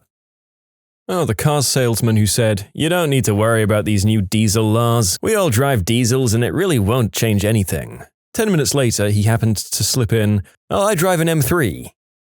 I'd repeatedly gone to my GP about this nagging pain in my arm. He did some blood work to check for vitamin deficiency and sent me for an X-ray, which didn't show anything. He then decided my pain must be because I was an anxious female. On my last visit, I mentioned I'd also been struggling to breathe properly and had some chest pain and was starting to get quite concerned. He said, you're just anxious, but what do you have to be anxious about? You have a husband with a good job. And he sent me on my way with a prescription for Zoloft. 2 days later, I was in the ER being diagnosed with pulmonary embolism, and now I have a new doctor. At 17, I had a long history of migraines and then came down with a pretty severe vitamin D deficiency, which for some reason caused my migraines to come back after 4 years of having them under control. So I went with my mum to a neurologist. Our appointment was at 1:30 and my mum had a haircut appointment later at 5:30. So we get to the neurologist's office at 1 to fill out paperwork and stuff. We aren't called back until 4. When we get into the office, the doctor takes another 45 minutes to even show up. When he does, he isn't at all apologetic and starts saying that, based on my file, what I've been experiencing probably isn't migraines and they aren't a problem. Right off the bat, we could tell he's an arrogant jerk. After about 15 minutes of him questioning me and writing off my systems as a coincidence, what the frick, my mum says, look, we waited hours to see you and I've got other plans to get to tonight. Are you actually going to be helpful? To which the doctor responds by nagging my mum into telling him what other plans she has. She says a haircut. Listen, woman, what's more important, your hair or your son's life? Considering the fact that he'd been completely disregarding everything that I was telling him about my headaches, it was apparent that my life didn't matter to him. Needless to say, we won't be going back to him again. A religious professional therapist once told me that the only reason I was depressed is because God was disappointed in me. Oh, thanks, man. I was going to self-delete last night, but I'm really glad I didn't so I could hear you say that. If you go on birth control and give up Johnnies, you'll become immune to pregnancy. Also, going to church will help treat your condition, said a pretty expensive OBGYN.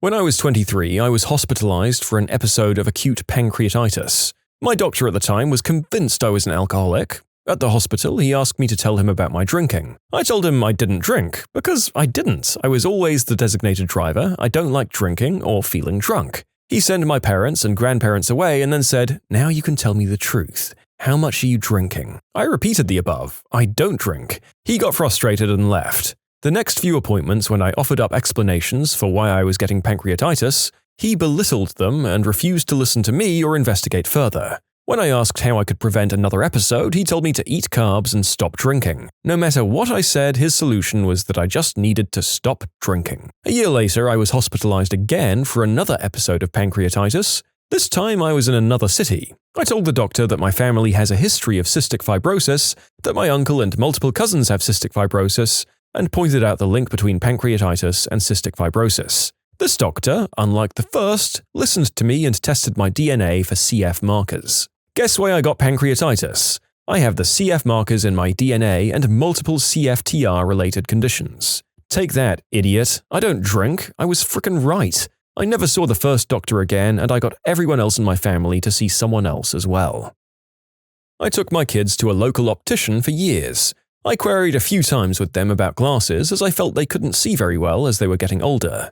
Some glasses were given, but they were only to wear them if they absolutely had to. So cue my kids not really wearing them at all. The advice was that this would strengthen their eyes and hopefully reverse their short-sightedness. I took them to the races. They couldn't see a thing, what horses were running, the boards with the winner placings on them, so I took them straight to a new optician who immediately gave them glasses and contact lenses for permanent use and who was horrified with the old optician's advice. Apparently your eyes get worse if you don't wear glasses when you're short-sighted, not better. I still don't understand how they were managing at school. My father had just passed away after deciding he didn't want to be alive anymore. I was 14. I really struggled to get through a full week of school. My attendance was pretty shocking. My psychiatrist said to my mum, "Don't worry, she doesn't need an education. She's pretty." This fueled my mum to get me right back into school. I frickin' love my mum. When a career motivator had a chat with me asking about what I wanted to do for the future, by the way, I was 18 and about to apply for uni, I said, mechanical engineering. But I didn't hold on the it was just like the natural you fit into any sentence. He then said in the most overconfident, condescending manner, "Nope, you stuttered, therefore you're not sure and this is not a career for you. Look elsewhere, son." Oh, gee, thanks, mystical man. I'ma just drop my plans for the next 40 years of my life over a stutter. By the way, I just made it into my dream uni for a mechanical engineering degree, so screw you, you basic YouTube motivation channel copycat hack. Veterinary clinic. "So, what's wrong with your cat?" I was holding a rabbit. Her face got really red afterwards. It was just most likely a brain toot. As an out for her, my wife had tried buying cat litter and cat food for the rabbit, until I reminded my wife that we had a rabbit. Maybe my rabbit just looks like a cat. I asked a doctor about medicine for a condition and she told me all about the power of faith and how it's so helpful to her. Last visit. Look, faith is an incredibly important part of people's lives and I have no problem with it, but when I'm paying for a doctor's visit, I want some gosh darn doctoring, with actual science and stuff. A dermatologist once told me that my psoriasis would go away if I dumped my girlfriend and quit my job. That isn't really an answer and it makes sense what the follow-up was. He prescribed me shampoo to fix my feet. He then argued with me about where my psoriasis was presenting. It was on my hands and feet, yet he insisted it was on my head under my hair. I am a bald man. When did you see an awesome mic drop moment in court? I had a client who was accused of taking a young woman's car and then crashing it and fleeing the scene. The girl testified at trial that she'd given him the keys that night because she was drunk and would never, ever drink and drive. Apparently she wasn't aware that I'd requested and obtained a copy of her driving record, which showed she had received a DUI a month after the incident. I still remember the look on her face when I handed her driving record and said, "Except for that one time you got caught a month later, right?" The look on the judge's face was equally memorable. I can't remember exactly what he called her testimony, something along the line of absolutely not believable. There were quite a few other evidentiary issues that pointed to the possibility that someone else, perhaps an inebriated young woman, was driving the vehicle at the time of the accident. The client was acquitted.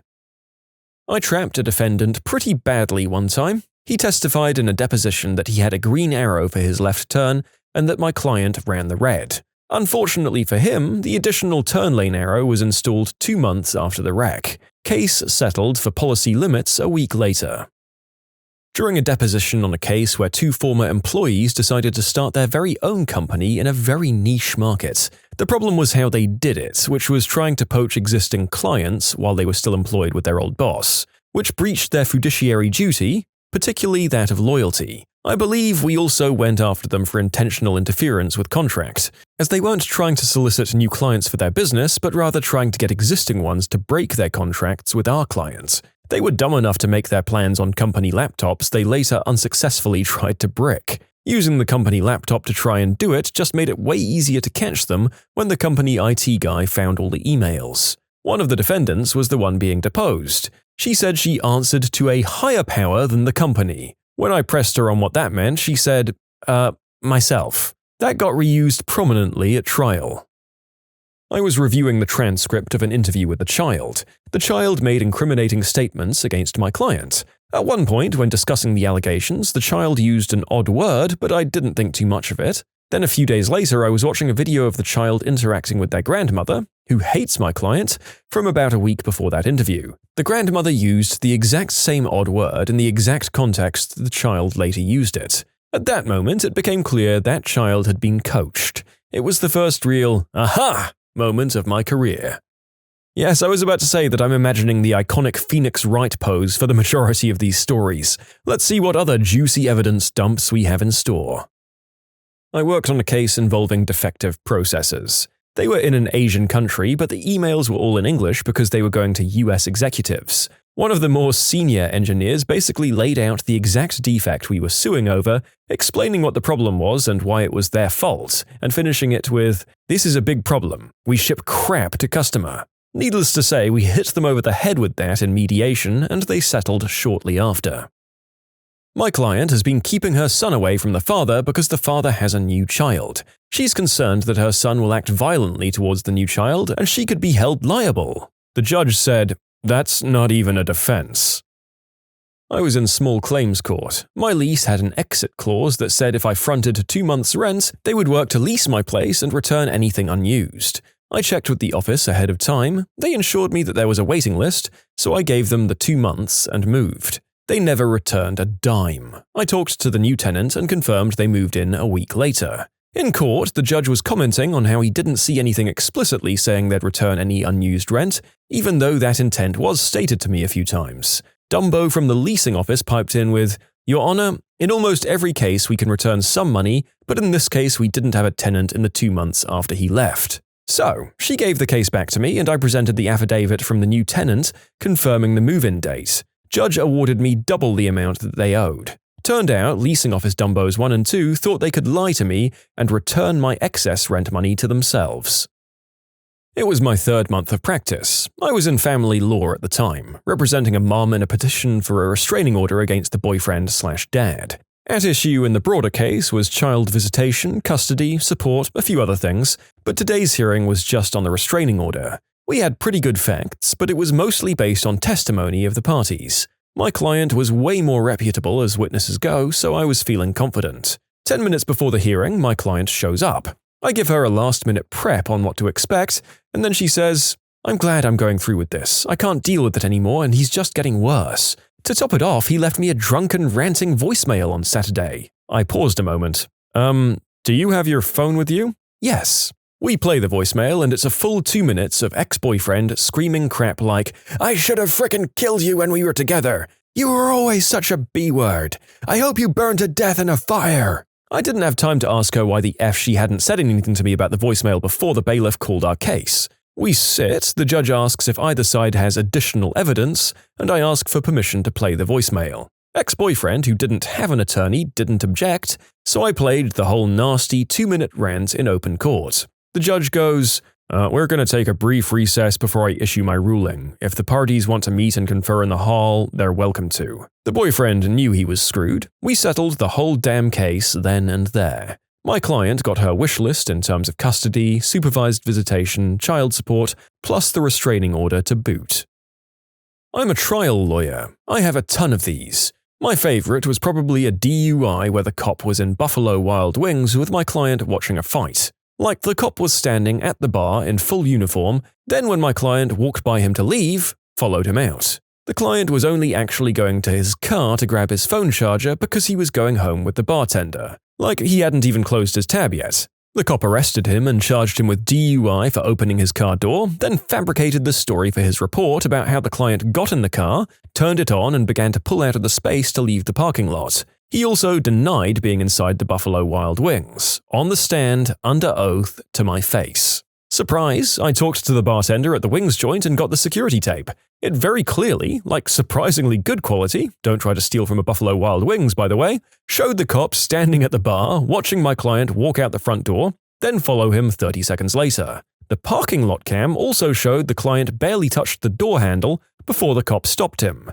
I'll add the cop underwent an internal review where the board determined he hadn't done anything wrong. Then a few months ago he killed an unarmed man while on patrol. He also trains new cops now and tells young college girls he pulls over to call him Tommy.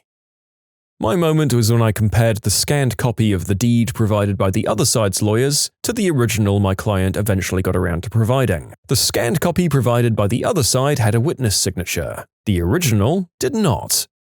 You know, it's been a while since the narrator provided his usual quote that can honestly be the moral lesson of any video that contains a certain amount of tenant-landlord disputes. Keep every bit of potential evidence from your tenancy. You never know when you'll need them.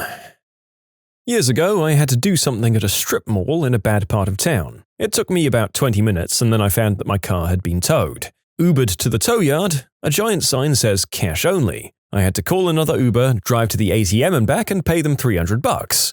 Got a crappy handwritten receipt that, believe it or not, was itemized. I went home, Googled, found that they violated the law in 3 separate ways. They towed illegally, illegally refused to accept credit cards, and had multiple charges that the law called unreasonable, like dolly fees and load and unload fees. I took them to small claims court. The judge began by asking the tow yard owner about his relationship with the property owner and how the decision was made to tow my car. "Oh," the slimy tow truck guy answered, "my cousin works there. If he says I tow, I tow. It's 100% legal." The judge's eyebrows began to rise. "But," the guy continued, "but what I detest the most, Your Honor, is this jerk claiming I don't take credit cards.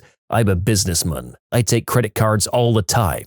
He's a lowlife that doesn't have any credit cards. That's why he wanted to pay cash." I was having a "hold it" overload, and the judge saw me smiling and hopping in my seat and putting my manila folder of receipts on the table. "Do you actually not have any credit or debit cards?" the judge asked me. I pulled out my wallet and showed him, and then I pulled out a time-stamped photo of the cash-only sign I took the day of and another one I took the morning of the hearing. The guy mumbled something like, "Okay, you got me there," and then had nothing but, I didn't know that," when the judge asked him about the legality of each unreasonable itemized charge. Anyway, each violation pays double the tow charge, and since there were 3, that's how I made $1,800 on a $300 investment.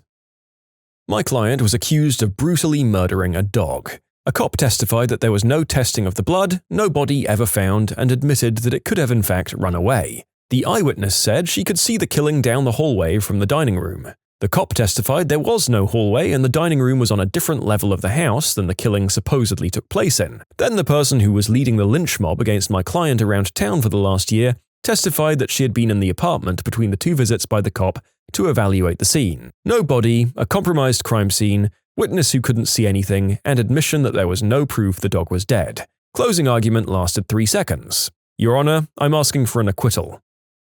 My mum hit a guy on her bike with her car in a parking lot. She claimed he hit her, she also wanted to countersue the cyclist for scaring her, and in her deposition she started every sentence with, "Well, when I hit him, Mum."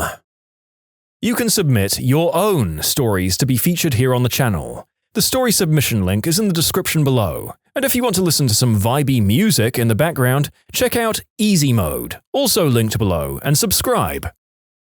A friend of mine was a DWI attorney in New York for a while. He was defending a guy who was asleep in the back seat of his car while intoxicated, and a New York state trooper arrested him. On the stand, the trooper testified that he visually saw the key in the ignition. My friend gave him like 3 chances to walk it back. Are you sure, trooper, that you actually saw the key in the ignition? Yes, counselor. When a cop calls a lawyer counselor, he really means butthole. And then my buddy dropped the hammer. You are aware that my client drives a Toyota Prius. They use fobs to start the car, not keys. Bam.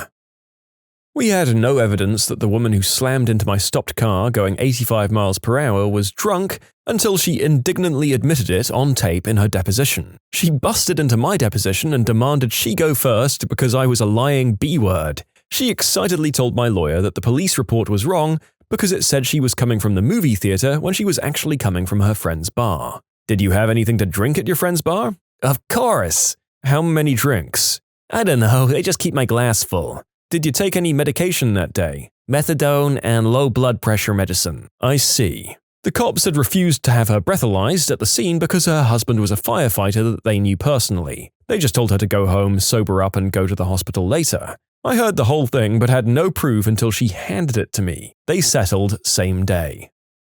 One of my friends got hit by a car when crossing the street at a crosswalk on foot. This was back when we were in high school. The guy tried to sue him for the damages to his car. At one point, the lawyer called up my friend's mum and asked her for the son's insurance information and pictures of the damage of her son's car. She explained that my friend was on foot and the lawyer just went silent for a bit. He said, "I need to speak with my client," and hung up. He called back a few minutes later and told her that she wouldn't be hearing about this again. I clerk for a judge and we had a low-level thief in our courtroom who had robbed one of his neighbor's houses in the winter in Colorado, and all the police had to do was follow the footsteps back to his house, where he was hanging out with the stolen items and a small amount of substances and a broken gat. Idiot. This is why there are so few domestic burglaries in the Nordic countries. It's nothing to do with the fact that they're better behaved up there. There's just a frickin' trail in the making between any 2 given points that someone could conceivably rob and or hide in.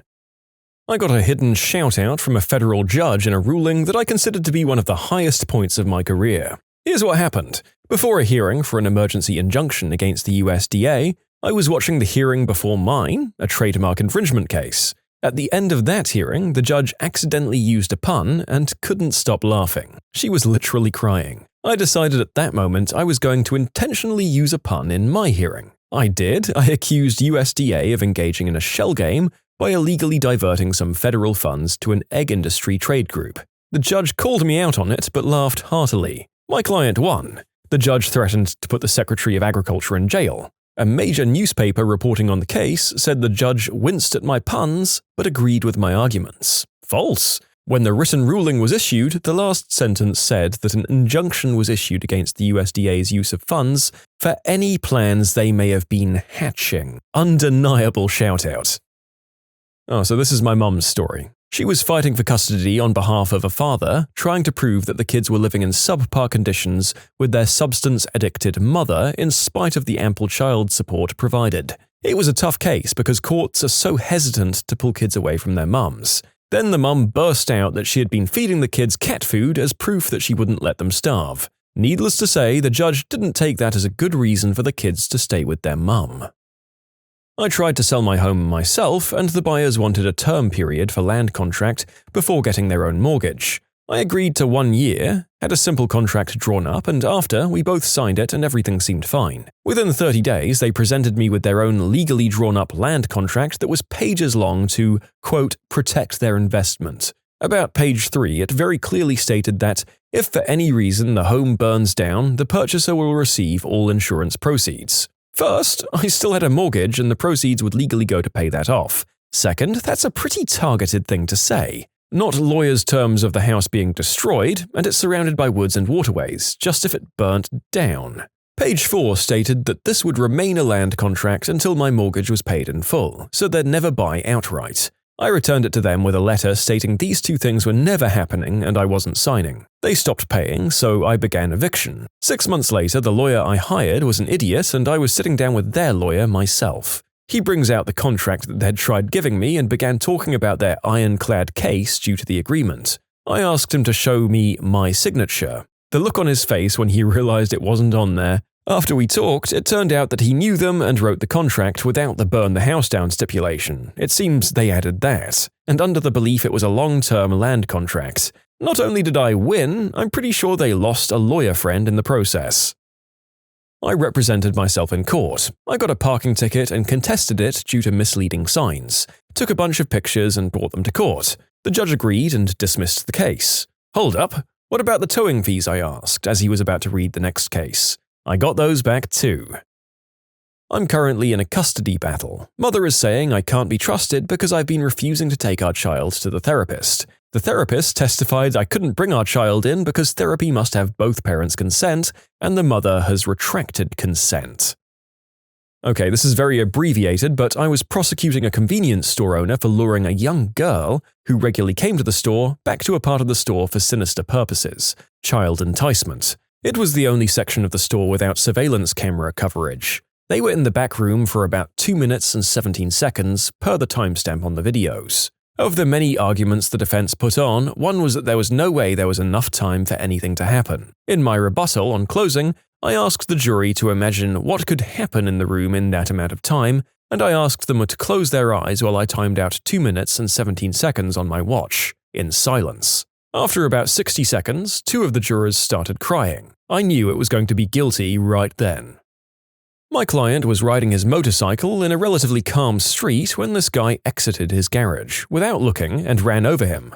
In deposition, the guy brought a witness that was with him on the passenger seat. The whole time, the witness maintained that my client was driving too fast and that there was no time to brake the car. I asked him the same question a few times in different ways, making him tell the story again. In the fourth telling, he was already a bit frustrated and let it slip. Look, I've already told you, we were exiting the garage, and as soon as I lifted up from getting my cell phone on the car's carpet, wait, so you didn't see the crash? There was no coming back from that. I knew the cops beat up my client and framed him. They described a knife in his possession that caused them to fear for their safety. Oddly, they never seized it. We won the criminal case and filed the civil rights case. While deposing one of them, he described the knife in detail. No more than 3 minutes later, he slipped up and claimed his partner told him my guy had a knife, but he never saw it himself. I told him, "That's not what you just said," and I saw him panic. His lawyer panicked too and asked to see me outside. When we got in the hallway, I withdrew my settlement demand and the case settled for a substantially larger amount within 45 minutes. Man, there are a lot of stories of power-mad cops here, aren't there? And from follow-up stories, it seems like guys like this are rarely held accountable beyond a, quote, investigation into their conduct that simply makes them more careful in choosing their victims next time. The plaintiff was being deposed in the lawsuit she filed alleging gender-based discrimination. She was claiming her boss had made some inappropriate innuendos and overtures. The defense attorney asked her when the alleged statements or events took place. Was she shocked? No. Was she offended? No. Was she damaged in any way? No. So why exactly are we here? Well, honestly, I'd rather not be. Meanwhile, her attorney stared straight down, scribbling notes and doodling. We ended the deposition there and asked her attorney if this was going away now. We got a call later offering to settle for $1,000 and a letter of apology. My best guess is that she was pressured by a friend or family to talk to an attorney, and the lawyers ran with it without really talking to their client. So I filed this lawsuit in January. We exchanged discovery, where each side sends questionnaires and gets carefully worded answers, over the next few months, and then I filed a motion for summary judgment, meaning I'm asking the court to let me win the case without a jury because the case is so obvious. Right before I file this motion, I figure let's review the discovery materials and see if there's anything I've missed. And what do you know, the other side made a massive mistake on literally just the 4th out of the 100 questions that I asked. It's a dog bite case, and every single time I asked about the bite, the response says something along the lines of, "We admit to this and that, but we deny that our dog was involved in any dog attack." Well, question 4 asks whether they admit that their dog was not leashed on the day when it bit my client, and they simply answer, admit, meaning they admit their dog wasn't leashed and they admit that their dog was the one that bit my client. That was the one thing that was genuinely in dispute. They tried to argue at the hearing that it was a mistake and they only meant to admit the lack of a leash, but the judge held them to their word, most likely because the other evidence made it clear that it could only have been their dog anyway. My attorney had this moment in my initial consultation with him for my boating while intoxicated charge. Yes, boating. BUI. The sheriff's department conducted the field sobriety tests on the deck of their small vessel in a heavily traveled waterway rather than taking me to dry land. The charges were thrown immediately out after my attorney brought this to the attention of the DA. Parent termination case I was prosecuting in. The dad went on about how he had changed his life around and worked the AA program. I asked him what step he was on, and he proudly proclaimed Step 3. I asked him what Step 3 is, and he had no idea. Then I asked him Step 2. Again, no idea. Parental rights terminated. When did you have to deal with a ridiculous, compulsive liar? Oh boy, in middle school I had a friend who claimed he had a special-made Nintendo 64 that supported 8 players. We asked if we could all come over and play, and he made up excuses. The tenants at the place where I work lie about things they do all the time and stick by their story even if you have all the evidence in the world to the contrary. Like these really trashy people we had. Their apartment looked like an episode of Hoarders. They were throwing trash out their windows, like it took me several trips with a large trash can to get all of it. Of course, they said it's not them, it must be the neighbors. Well, A, their neighbors have been out of town for weeks, B, the trash was in a big pile under their windows, not their neighbors', and C, we found multiple pieces of mail with their names and addresses on them, their old driver's license and their old library cards in the pile of trash as well. They still denied doing it. I've probably got dozens of lying tenant stories. One set lied about everything, but most couldn't be proven wrong. One spring we had 3 straight days of steady rain flooding many buildings in low-lying areas, as well as basements everywhere. This tenant called me to tell me several TVs and other electronic devices she'd stored in the basement were ruined due to water that was a foot deep down there. By the time I got there, the water had receded and the floor was only damp. She swore the water was almost to her knees and wanted my insurance to cover her losses. I had her bend down with me in front of the natural gas furnace and asked her what she saw. She was quiet when she realized that the pilot light was still burning, about an inch off the ground. Some kid my little cousin was dating said he was a Marine platoon sergeant whose convoy was once blown up and he was the only survivor, so he was discharged and given a Purple Heart and has PTSD. He was 16 at the time.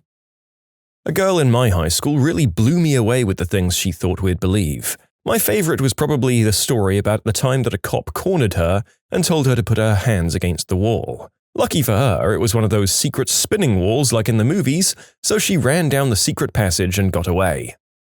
I was about to say you should be more careful about immediately dismissing people's testimony about police abusing their power against women. Then we got the Indiana Jones wall bit and I went, okay, maybe you can dismiss that story.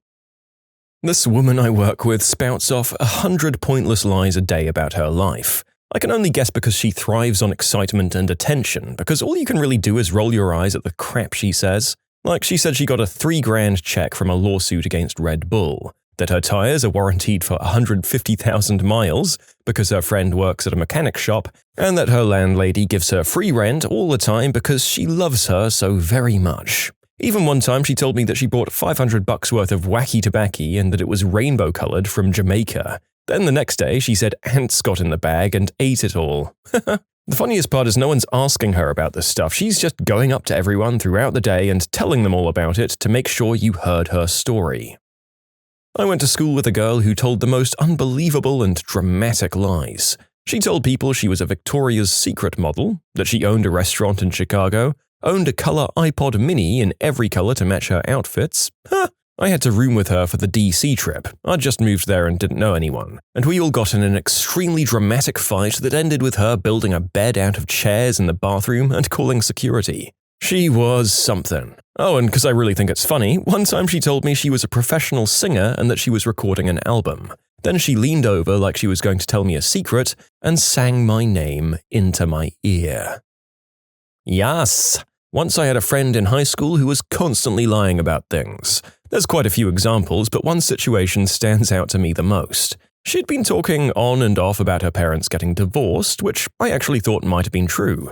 She said that her dad was already seeing someone else, that they'd moved into this fancy subdivision area, and that she hated her new stepmom. Now, it all seemed to have happened quickly, but it didn't seem that weird, until I spent the night at her house. When I got there, what I knew to be her dad's car was in the driveway. I said, "Is that your dad's car?" And she said, "Oh wow, he's so bold, why would he just come here?" So we headed inside. I was feeling like the next few minutes were going to be awkward, so I just headed to her room. But I can still hear everything in her living room. Here's the exact scene. My friend yelling, "What is your deal? You call yourself a dad? You can't just show up whenever you please and then go to your other—" Dad interrupting in a very confused tone. "What are you talking about?" Her mum joins in. "Honey, what's going on?" "Go to your other family, and Mom, I can't believe you're allowing this. Leave, Dad, leave!" My friend storms down the hallway to her room where I am. As she reaches the door, she says, "I'm so sorry about that. I'm just sick of him showing up when he pleases." Meanwhile, we can still hear her parents in the living room. Dad says, "Okay, seriously, what was that?" Mum says, "Just another day with Elsie, I guess." I felt so awkward that I didn't even question her about it.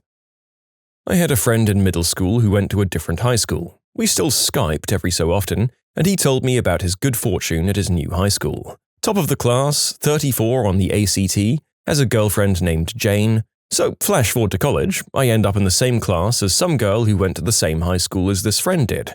I ask her if she knows him. She says he stalked her in high school and wouldn't leave her alone. Her name? Jane.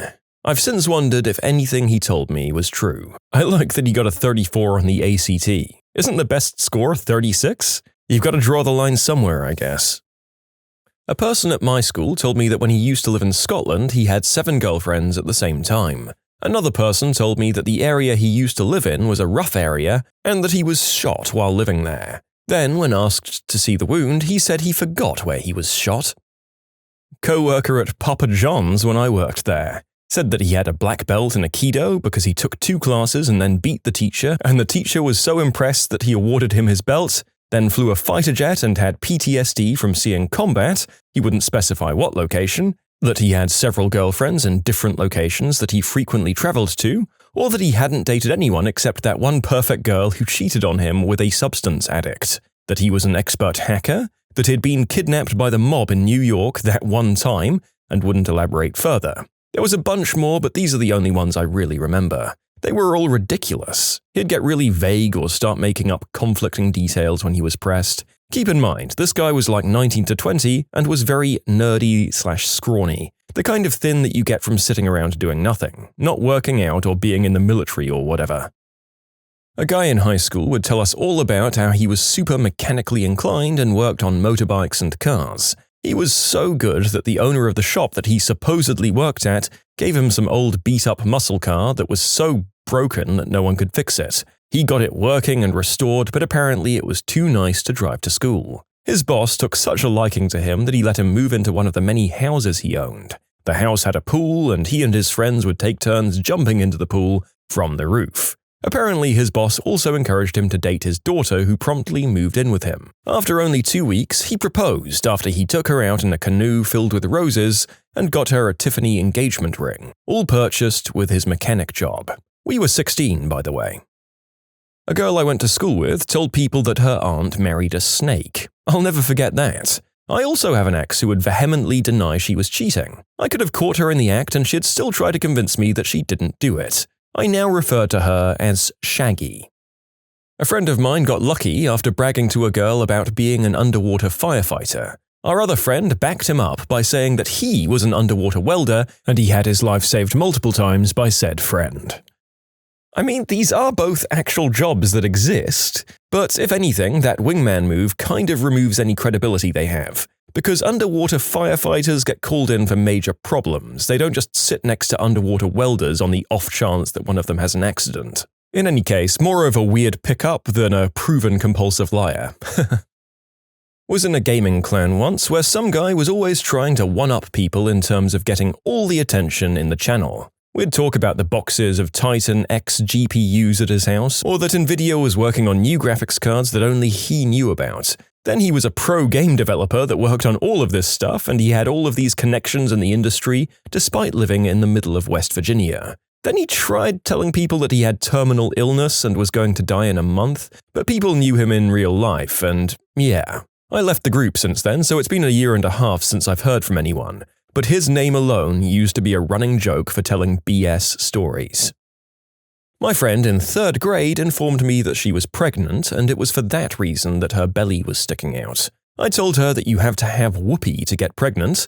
She said, "Not always." She always told me that the Backstreet Boys were her cousins. I grilled her on Backstreet Boy trivia, literally just asking if she knew their names, and she couldn't answer any of it. The idea that she thought all of the Backstreet Boys were related is hilarious to me. You can submit your own stories to be featured here on the channel. The story submission link is in the description below. And if you want to listen to some vibey music in the background, check out easymode, also linked below, and subscribe. So, there's this guy named Michael. Michael is, as near as anyone can tell, a pathological liar. He's one of those fellows who has to trump everyone's story with one of his own, and somehow, he always winds up being an insanely attractive action hero in these stories. I've heard Michael talk about how he was issued access to a fighter jet at age 17, how he once saved the president from some plot or another, and how he had an impromptu ménage à trois with some very famous celebrity and her sister in the Sacramento River. Suffice to say, the guy isn't exactly believable, but perhaps his worst lie was one that took an entire evening to tell. In the town where I grew up, there used to be a weekly event called the Chef's Market. Since there wasn't a whole lot else to do in the area, my friends and I would frequently spend our Friday evenings there, wasting what little money we had on slabs of barbecued meat and cups of too sweet lemonade. On one such occasion, a local party coordinator had set up an inflatable stage of sorts, on which two contestants were encouraged to knock each other off low platforms using weapons that looked like rather enormous Q-tips. It seemed like a lot of fun, so I offered to pay for any of my friends who wanted to spar against me. "Oh, I can't," Michael chimed in before anyone else could talk. "It's okay," I said. "I'll pay for you if you want." Truth be told, I was hoping he'd decline so that I could pay for one of my other friends to try it with me. Fortunately, that's exactly what happened. Michael shook his head. "No, I'm very opposed to violence unless it's absolutely necessary." "This isn't violence," one of my other friends said. "It's just fun." "You guys don't understand," protested Michael. "If I go in that ring with you, I will kill you. I won't have a choice." A few eye rolls were passed around the group. "Why's that, Michael?" someone asked. "It's by trading," he said. "Once I get into a combat state, I can't stop until I've killed someone." Now, Michael was clearly not someone that we spent much time around by choice, and none of us were too keen on talking him into an activity that he was clearly afraid of trying. My other friends and I went a few rounds, knocked each other down a few times, and figured we'd head off to find a drink. As soon as we started walking, though, Michael started into the next leg of his story. "Do you guys know why I have that trading?" he asked. "Because you're a ninja?" someone sarcastically replied. Michael nodded. "Yes, I was trained kung fu from a very young age, and I got so good that my family got run out of the last town where we lived." Nobody said anything. We certainly didn't ask him to continue, but he did anyway. "They even hatched a plot to try and get me thrown into prison. This girl broke into my house one night and tried to seduce me. But I already had a girlfriend, so I turned her away. That's when she went to the police and tried to say that I'd committed the unspeakable act on her." "How terrible," someone muttered. "Don't encourage him," hissed someone else. Michael's voice took on a very grave aspect. "Fortunately, I was friends with the owner of the hospital. He helped me after I accidentally killed my karate teacher." Someone made a comment about the difference between karate and kung fu, but Michael either didn't hear them or pressed onward anyway. "He tested the girl himself, and he found the genetic material in her hoo-ha, but it wasn't mine, and it wasn't human." He waited for a reaction. When it didn't come, he escalated even further. "That started a rumor that I was a genetically engineered super soldier because of how powerful I am. We had to leave town for my parents' safety because I couldn't always be there to protect him." Once again, nobody said anything save for a few murmurs of, yeah. Thankfully, Michael seemed to have exhausted himself for the evening until he asked one of us to pay for his dinner. No one was really surprised when he had a really insane reason for being broke. In short, a genetically engineered super soldier had to flee with his parents after being accused of both the unspeakable act and murder. And that's why he needs you to pay for his burrito. I used to work in restaurants years ago with a girl that insisted that in order to cure her brother of his fear of cats, the doctor tied him to a fence and threw cats at him until he was cured. She was like 25 and seriously thought that we all believed her. She was entertaining, to say the least, and while she drove us crazy with her stories, I do occasionally miss listening to them. My little sister had a friend in elementary school that said she had an underground pool with 100 dolphins living in it. The sister was angry when I called the girl a compulsive liar. My sister didn't draw the line until the friend said she had a cell phone. Apparently that one was unbelievable. This was in the mid-90s, by the way.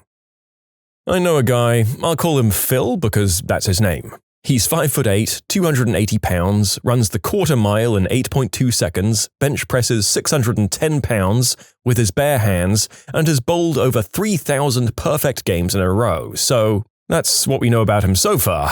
He was a SEAL Ranger for over 15 years, but had to leave the army because he was just too deadly, apparently, so he became a ninja until the US called him back down to hunt down Noriega. His hands are registered deadly weapons, and he'll be killed by the FDA if he ever reveals who he really is. He once went to Universal Studios to see the Conan the Barbarian show, and almost didn't make it back because they thought he was the perfect Conan, but he had to turn it down because he was going to be the next senior project manager at work. He showed me a framed picture of him as Conan, or rather him as Arnold Schwarzenegger as Conan. Oh, and that bottom right-hand corner under the picture wasn't a page number, that's how much they offered him, but without the 12 zeros. Wow, Phil sure seems like a cool, rad person who's achieved a lot. No way that any of that is bullcrap. What the hell? I love being so committed that you try to pass off a page number as literally anything else. Do compulsive liars actually think that other people are this gullible? I can understand having a compulsion to just say stuff like this, but does it also make you think everyone else is a complete drooling idiot who can't tell fact from fiction? Used to have a friend who was a pathological liar by every sense of the word. Some of his highlights include being the heir to a large corporate fortune. He said his grandmother owned a VIP box at a large commercial sports venue, that he was a personal friend of Hillary Clinton, graduated with honors from a prestigious university, which in reality he attended one semester, that he was a high-ranking employee of several political campaigns, Gloria Allred was apparently his personal lawyer, mother was a founding member of AITA, sister was a backup dancer for Lady Gaga, he receives a monthly special benefit from the state for being adopted. I'm 99% sure this was an EBT card, which somehow we're the heir to a large corporate fortune as well. Mother graduated Harvard Law with and is a close friend of Justice Kagan. Mind you, this is just the crap I can confirm is false. There's a much longer list of things that I'm pretty sure are false, as well as things that would be too identifying to share. Oh, I had this one friend in college. Most of his tales were these ridiculous cinematic conquests, sounding like something straight out of a badly written adult film, all of which had apparently taken place since he entered college 3 years ago. Ménage à trois with hot cheerleaders, doing the deed with a hot, older professor, doing it in public, the list just went on like that. It was obvious he took all the things that he liked in adult movies and just made up stories involving himself, and he'd only tell these stories in public because he wanted random people to hear it. Met a guy who claimed that at age 14 he worked at medieval times and was one of the knights. He claimed he was the youngest knight in the history of medieval times, and that one day when he was walking from his car wearing a full suit of armor, because apparently they let you take it home, he got struck by lightning. I was in the Navy, so I had a ton of these, tons and tons and tons and tons. But the first guy was the one that really stole my heart. We were in boot camp together, and I don't remember his name. Jake, maybe? I don't know. He was from Iowa, where his parents were apparently millionaires because in his small town they were accountants. To all the billionaires in town. Their small Iowa town had quite a few billionaires, apparently. That's how he got money, too. He owned a dozen cars and he had 30 weapons in his collection. When he chose to join the Navy as an undesignated enlisted, he got that hookup from his uncle, who was a senator. Former senator. He spent all of his summers growing up with this guy. But this guy had died the previous year and had already forgotten his name, I guess. But they were apparently really close, that's why he got in as an undesignated seaman. Also, his other uncle, I think, was an admiral. The nukes wanted him, what with his perfect 99 on the ASVAB, and so did the SEALs. He had apparently used to train with a bunch of them, in Iowa. But his uncle got him the hookup as an undesignated seaman, so that's what he was going to do. Try everything before picking the one job he wanted. And he already had the hookup from his uncles, including the dead one whose name he can't remember, and the living one whose name he can't remember, so he was going to be stationed in Australia as an undesignated seaman. He had one guy that actually did believe all of this crap. Though I will say, the most common lie was about ASVAB scores. I don't get it, it's technically private, but everyone knows someone who has access to that info to easily prove or disprove someone's claims. I'd say the entire command knew the top and bottom 5 ASVABs at any given time without them being appropriately shifted as people moved in and out of the command. You can't lie about something that everyone knows. Yep, when I was in high school my sophomore year, this girl wrapped an ace bandage around her chest and coloured on it with a red Sharpie and said that she had been shanked by MS-13. I used to work on cruise ships, and there was this stand-up comedian who was an insane liar. He told us all kinds of bullcrap about how he was once the voice of Donald Duck, but he got fired for doing an impression of Donald, climaxing that ended up going viral on the internet. He also said he'd been on Letterman. He hadn't, maybe in the audience, but never on the actual show. The best lie he told me was when we were in the crew bar. My hometown had just gotten their NHL team back, so I was proudly rocking a new Winnipeg Jets hat. He proceeded to tell me that he played for the original Winnipeg Jets in the 90s. I was like, which I lived and breathed the Jets in the 90s and I never saw your butt on any of our teams. He then goes on to say that he was originally a soccer player at St. Louis and he got drafted by the Blues when the GM was at one of his games. This, he says, was right around the time the Blues team was formed, in the 1980s. The frickin' Blues have been in the NHL since 1967. He was dead frickin' serious when he told me all of this. I just sat there in shock wondering how the frick he could possibly think I'd believe any of it. Then a few days later he was busted in his cabin with a crap ton of white snow. So I guess I got my answer.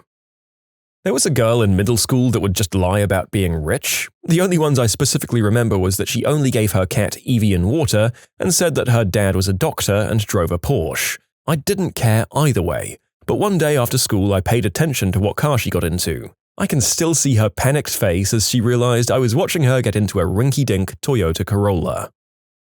What's the worst way you've seen an employee screwed over by the company? We had RIFs, or reductions in force, back in 2008 when they started in February in the Midwest. One girl was escorted out of the secure area, told she was gone and to leave the building. She was okay with being RIFed, however it's February in the Midwest and it's cold outside. All of her stuff was inside the secure area and they wouldn't allow her back in. They wouldn't get her stuff for her. So she had to stand out in 20 degrees Fahrenheit weather until someone she knew would call a buddy to get her hat, coat, purse, and car keys. I worked for an oil company and lived through mass redundancies when the oil went belly up. They sent out a list of positions which were being made redundant with numbers for how many people currently held that role and how many they were cutting it to. So for example, if it said buyers current 4, consultation 3, you knew that if you were a buyer, you'd be under scrutiny and 25% of your team would be gone soon. I sat at my desk and opened the email. Looked for my position and no redundancy for me. The girl next to me opened hers and saw position, current 1, consultation 0. That's how she learned she'd lost her job. Oof, I can think of 2 examples. There was a fire drill, and upon returning, it was discovered that not everybody returned. Apparently, it was a literal fire drill where some people were told that they'd been let go, and this was their way of having them leave the building. The other example is my dad, who'd been with a huge multinational company that tried to fire him a week or so before his 30-year work anniversary. Fortunately for him, the manager forgot to give him the necessary paperwork on time, and he was fired but made it to the 30-year mark, which has extremely heavy implications on pension and retirement. Was that on purpose? I hope your manager intentionally forgot to give your dad the paperwork until the 30-year mark. It was not a favor where the paperwork was intentionally delayed.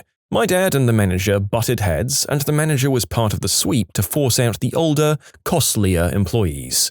My dad knew that the retirement package was coming and required, and opted to not remind the manager. In the end, he got really lucky that the management was determined to force him out but failed to make it happen before the critical 30-year mark due to the internal red tape.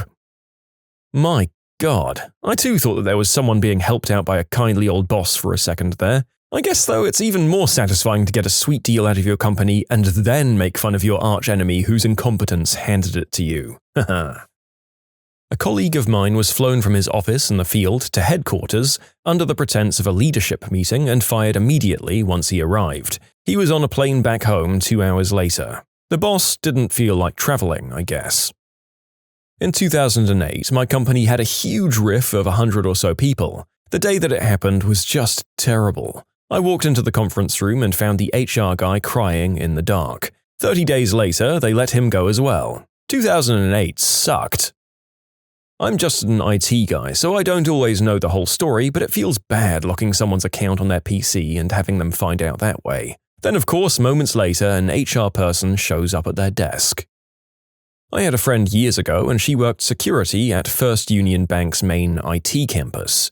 She told me the way they let people go is they'd come in to badge in through the door, and their card would not work. Out came HR and security, where they'd escort the person to their desk to get their things and then walk them right out the door. She told me about 3 weeks after this practice started, one Saturday night at around 5 p.m., their ATM system crashed, and it took them all night to recover. She told me she thinks someone left them a going-away gift.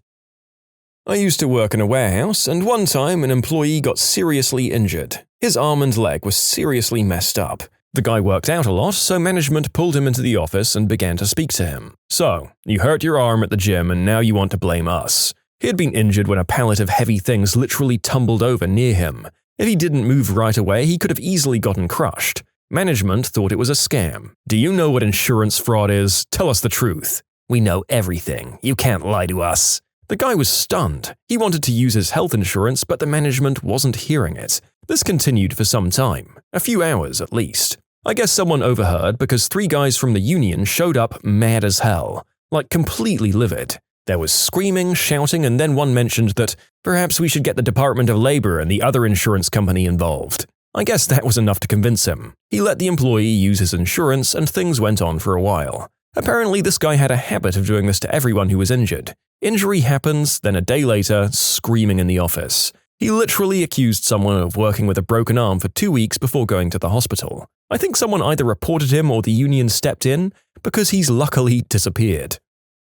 Allow me to post a happy story involving layoffs and HR. But first, a little background. Where I live, employers could give out temporary contracts for a total of 3 years. After that, they had to let you go or offer a permanent contract. So you work for somewhere for 3 years and a single second, it would equal a permanent contract. This girl was on her 3rd year, with all signs pointing towards a permanent. Her evaluations were through the roof. She was one of the more productive workers in the department, good rapport with the customers, co-workers liked her, and she loved working there. It should have been a done deal. However, 2 months before she hits 3 years, the company announces a downsizing. As part of this downsizing, all temporary workers will not have their contracts renewed or made permanent. Department head tries to argue with HR, citing everything I mentioned above, but they can't do anything. Downsizing like this is part of labor law as well as the CBA, and they literally can't make exceptions. But they can offer her transition help, like helping her find a new job. The girl doesn't want to do it, but she's convinced by the department head to do it anyway, so she brings her CV and the proof of all the training she's had and meets up with the HR rep.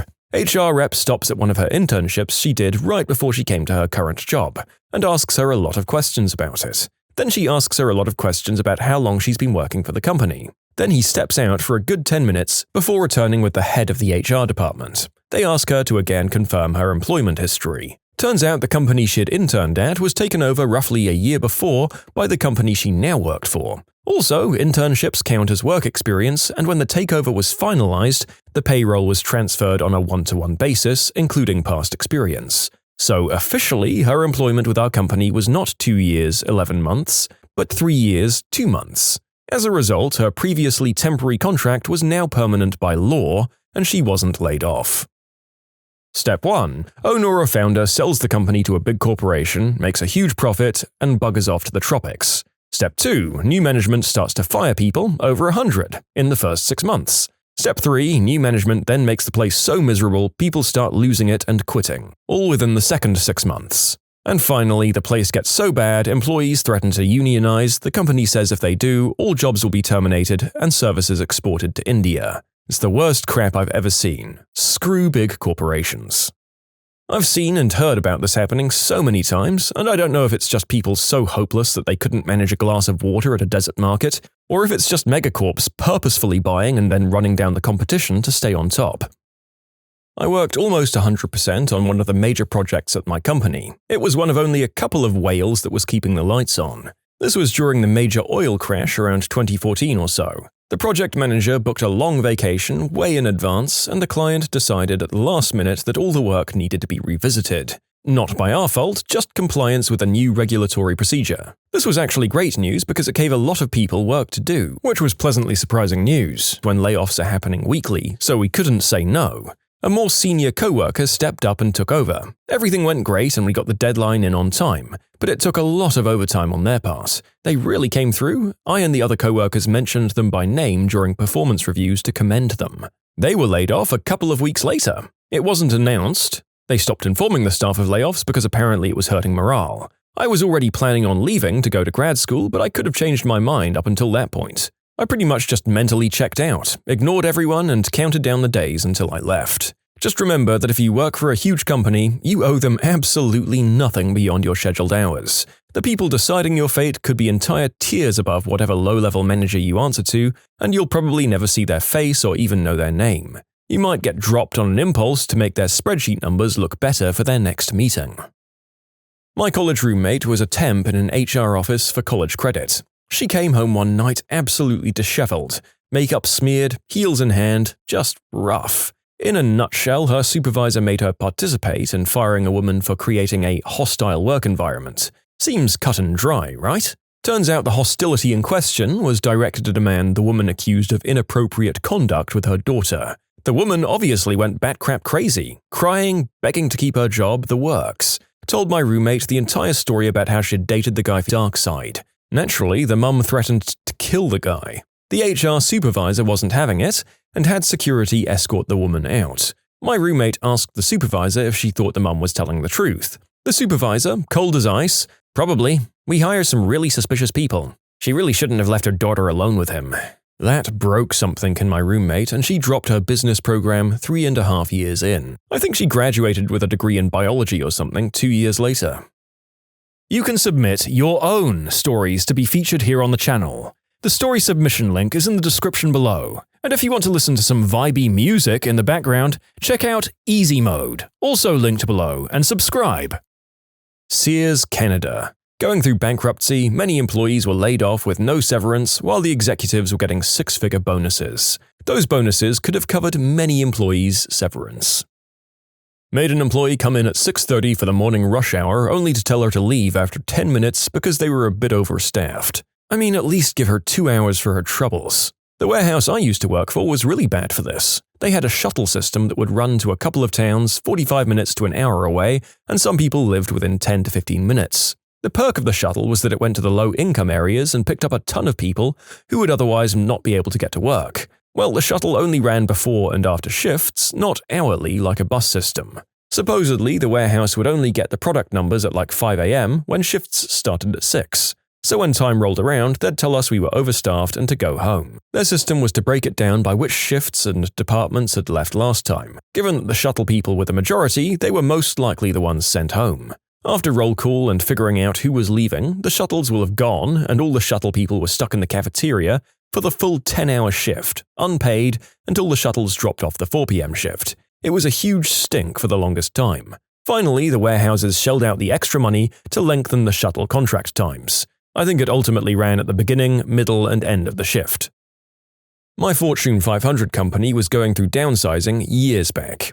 Everyone knew their turn would be coming, so it wasn't the best of environments. One woman who had been with the company for 20 years was applying for jobs just to see what was out there, but really wanted to stay with the current company. She ended up getting an offer elsewhere. So she approached our manager at the time and told him the situation and asked for advice. The boss basically told her nothing was on the horizon but to do what was best for her. So she turns her notice in. The very next day, the rifts were announced, the entire department was being let go except for that one manager.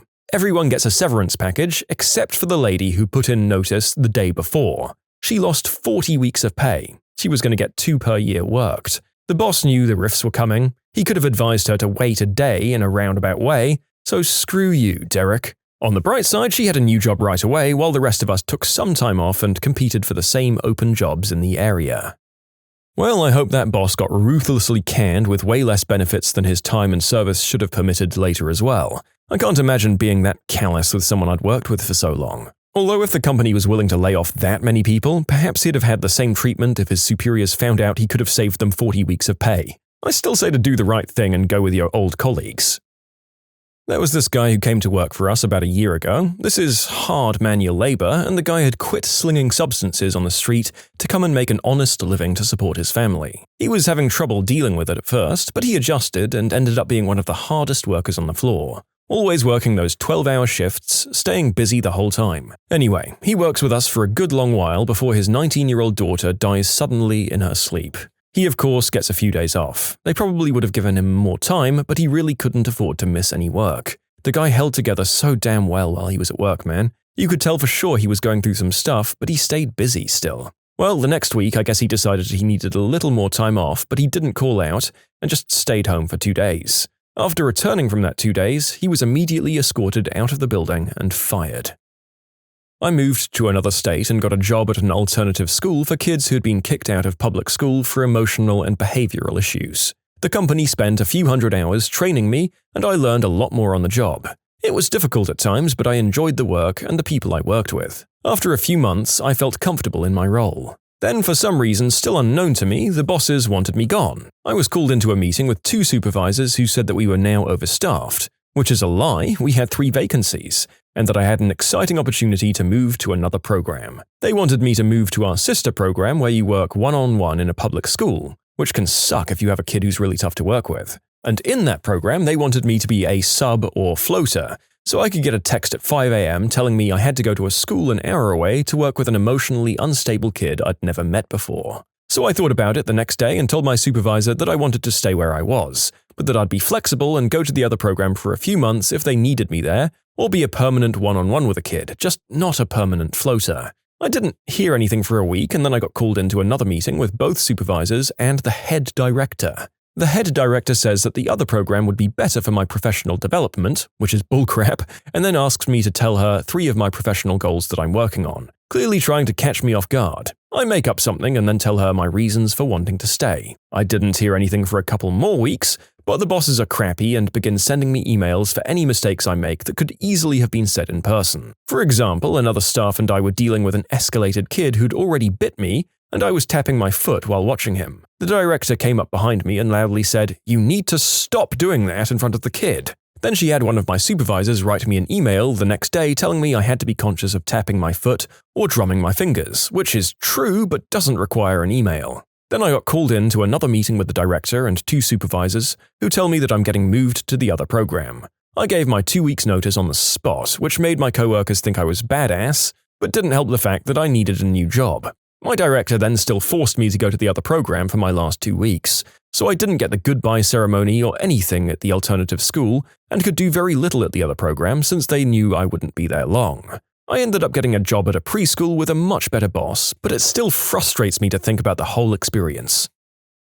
I think the way I was fired by my last company was pretty crappy. I worked in marketing for a small company. They were having a lot of problems and there were crazy internal power struggles which led to my firing. Basically, crap just rolls downhill, I guess. The boss wasn't meeting sales goals because the salespeople that they'd hired and were buddies with couldn't sell water to someone dying of thirst and needed someone to blame. I went to the Christmas party and had the next 2 days off. The second day I had off, I got a generic email saying my services were no longer needed. The other 2 people in my department got the same email. Turns out everyone else at the party of about 20 people knew me and one of the other people, my supervisor, were going to get fired. The company's HR person, a real professional, had told a couple of others that we were going to get fired and word had spread. The third person who got fired was lined up to get my supervisor's job, but got drunk at the party and told the boss it was a mistake to fire us, so she ended up getting fired too. Looking back, not only was it crappy to fire us a week before Christmas, but also crappy to put us in a room of our co-workers who all knew that we were about to get fired. Not an HR worker, but last week 3 employees were fired in the company I work in. The lady in charge of terminating people was known in the company as Death, because when she called you into a room, stuff was gonna go down. She fired 2 people following our ridiculous protocol, which basically kicks people out and then someone else has to pick up their stuff from the desk and take it to them outside. We usually fire them first thing in the morning so they don't waste a whole day of work for a company they no longer work for. After doing those 2 terminations, her boss called her into that room and fired her as well. I think this is why you can lean towards being loyal to your coworkers rather than your company. Because even if you do exactly what they want for you, they won't have any loyalty to you and you could immediately be following them out the door. First-hand witness because it was me. I worked at a biotech startup for a year, saved them tons on in-house development of assay reagents, and had nothing but positive feedback. One of my co-workers was let go due to budgetary concerns and was given a very generous severance.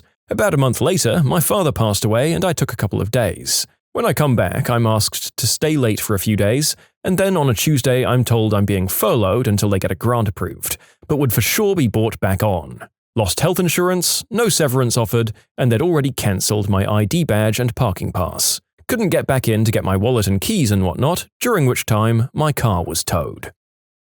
Just remember, HR is not your friend. Their purpose is to protect the company, not the people. I was amazed to see how many employees think that going to HR to complain is like visiting your high school guidance counselor and getting help with your career. HR is there to keep the company out of employment lawsuits, and the second you leave their office, the manager is called in with a full report on what you said. It messes with the manager too, because it means they could be causing issues and now need a closer bit of monitoring. So, if you like your boss and had an issue you were too scared to raise and used HR instead, or didn't give a basically fair boss the chance to try and fix the situation before you complained, just know you put yourself on notice and them too. I worked for a company on contract, in HR if you believe it. It was a crappy company, so 6 weeks before the contract ended, I went to the boss and said that I was going to leave at the end of my contract. For the next 6 weeks, I was persona non grata in the HR department. I was removed from their group email list, I wasn't told about meetings, and they went on 2-day training outside the office and I wasn't told. I arrived at work to an empty HR department for 2 days. On my last day, I was saying goodbye to people around the office and my boss comes down and demands that I come to a meeting and walks away. After 6 weeks of basically no contact, I was wondering why. Someone in another department said that they'd planned a goodbye party for me. They treated me like crap for 6 weeks and then brought a gift, cake, and balloons. I said, F that, snuck up to my desk, got my coat, left the building and drove away. Apparently they'd sat there for an hour paging me throughout the building before they realized I'd left. Good thing was, I didn't need them there for a reference as a friend of mine owned his own company and gave me one saying I'd worked there for a year. What's something that sounds safe but is actually life-threatening? Anesthesia. I feel like people don't have enough respect for how complicated and dangerous it is to put people to sleep.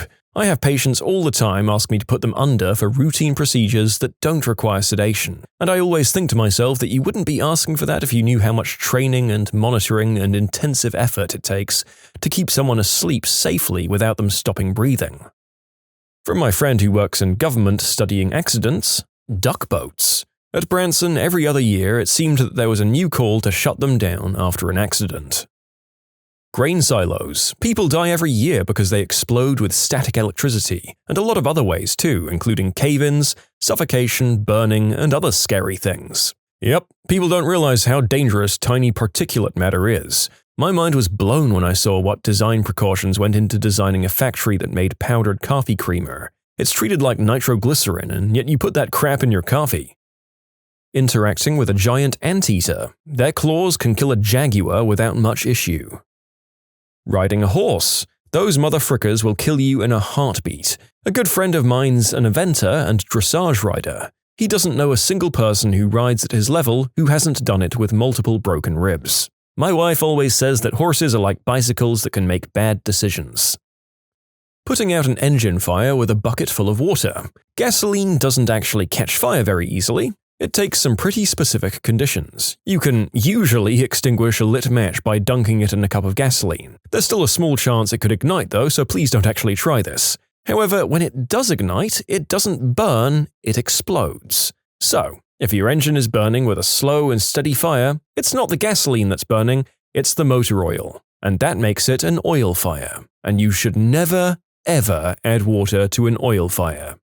This is a great collection of smarty tidbits, all of which we're aware of, but have never considered all contributing to why you should never douse a flaming engine block in water. I know all of these, but I can guarantee that up until I read this, dumping a bucket on a blazing car would have been my first instinct as well. Getting in a car without a headrest on your seat. It's not just a pillow for comfort, you know? Bison, like the wild, big cow-looking animals. I grew up around them and I see too many tourists in Yellowstone going to take a selfie with one. Those big mother effers will kill you without batting an eye. Telling your HR department how you really feel about your boss. Well, I don't know if this actually sounds safe, but trampolines. People think by putting the netting around them you won't get hurt. Think again. You're one awkward landing from lots of potentially life-changing injuries. I have personally gotten a spontaneous viewing of the inside of an adult foot and ankle because of a trampoline. Ugh. Safes. They'll bloody well crunch your fingers if you're not careful.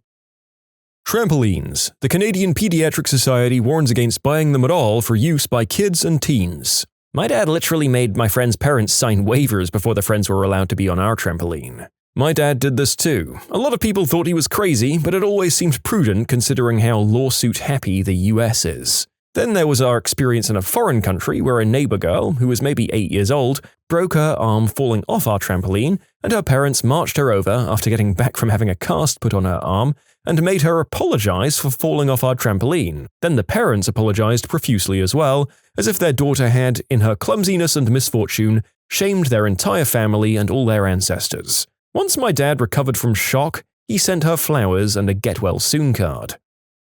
Dryer lint. Clear your dryer vents, people. About a month ago, I hired one of those "we clean out the dryer vent lines" people. Super nice guy, really knew what he was talking about.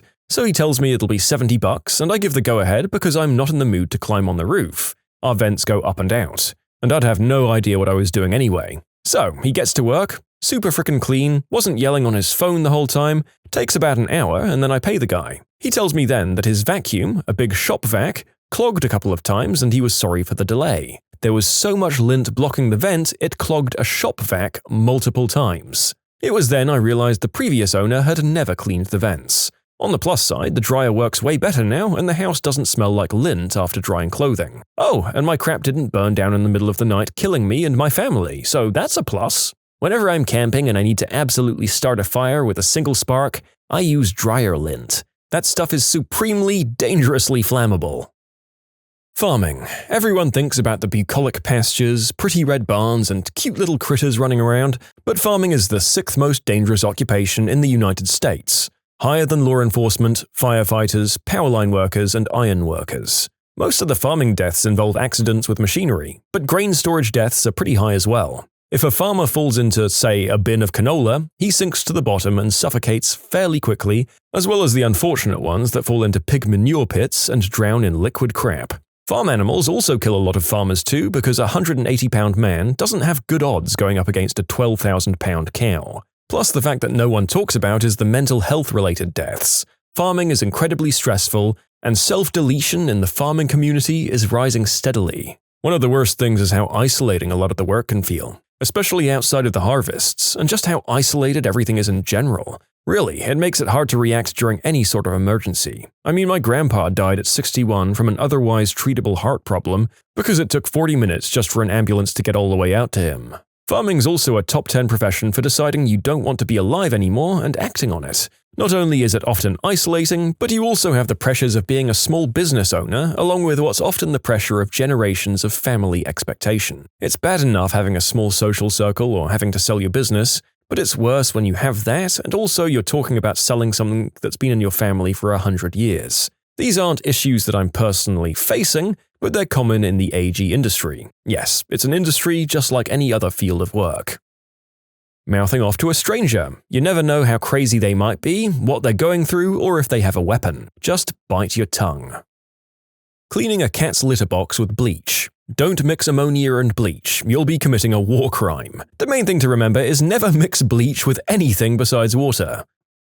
If I'm honest, fair rides. You'd think it'd be safe. It's surrounded by a lot of people, so if anything were to happen, help would be there straight away. And there's all these safety precautions. But the amount of things that have gone wrong way too often is scary. When I was a teenager, I got stuck on Witch's Wheel at a fair. It shorted out and got stuck on the on position. It ran for about half an hour, maybe 45 minutes before they figured out what was wrong and got it to stop. It ran at full tilt at a 45-degree angle for the entire time.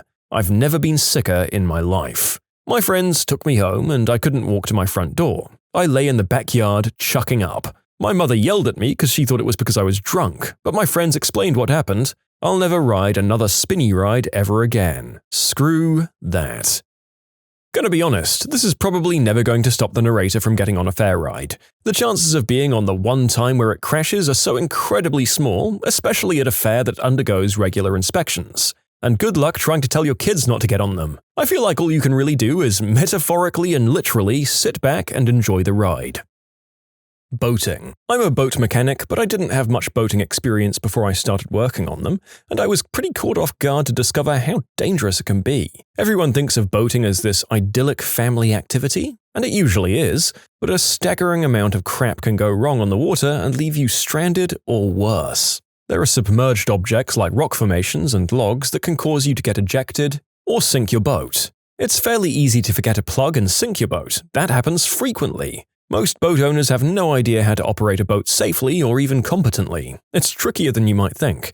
It takes some experience and technique. Also, heavy drinking among boaters is rampant. People often don't secure their trailer correctly to the tow vehicle, not latched, wrong ball size hitch, unsecured or improperly secured chains, stuff like that. People don't service their trailers, wheels fall off from a lack of grease. I'd conservatively estimate that 30% of trailer brakes just don't work, and the percentage goes up logarithmically with the age of the trailer. Give boat trailers a wide berth on the freeway. Often people don't follow basic safety like life jackets and kill lanyards. You can hit a big wake or wave and get knocked away from the controls, and your boat is now a self-guided missile. If you're swimming behind a running boat, you can pass out from the fumes and drown. You can get chopped to bits by the propeller.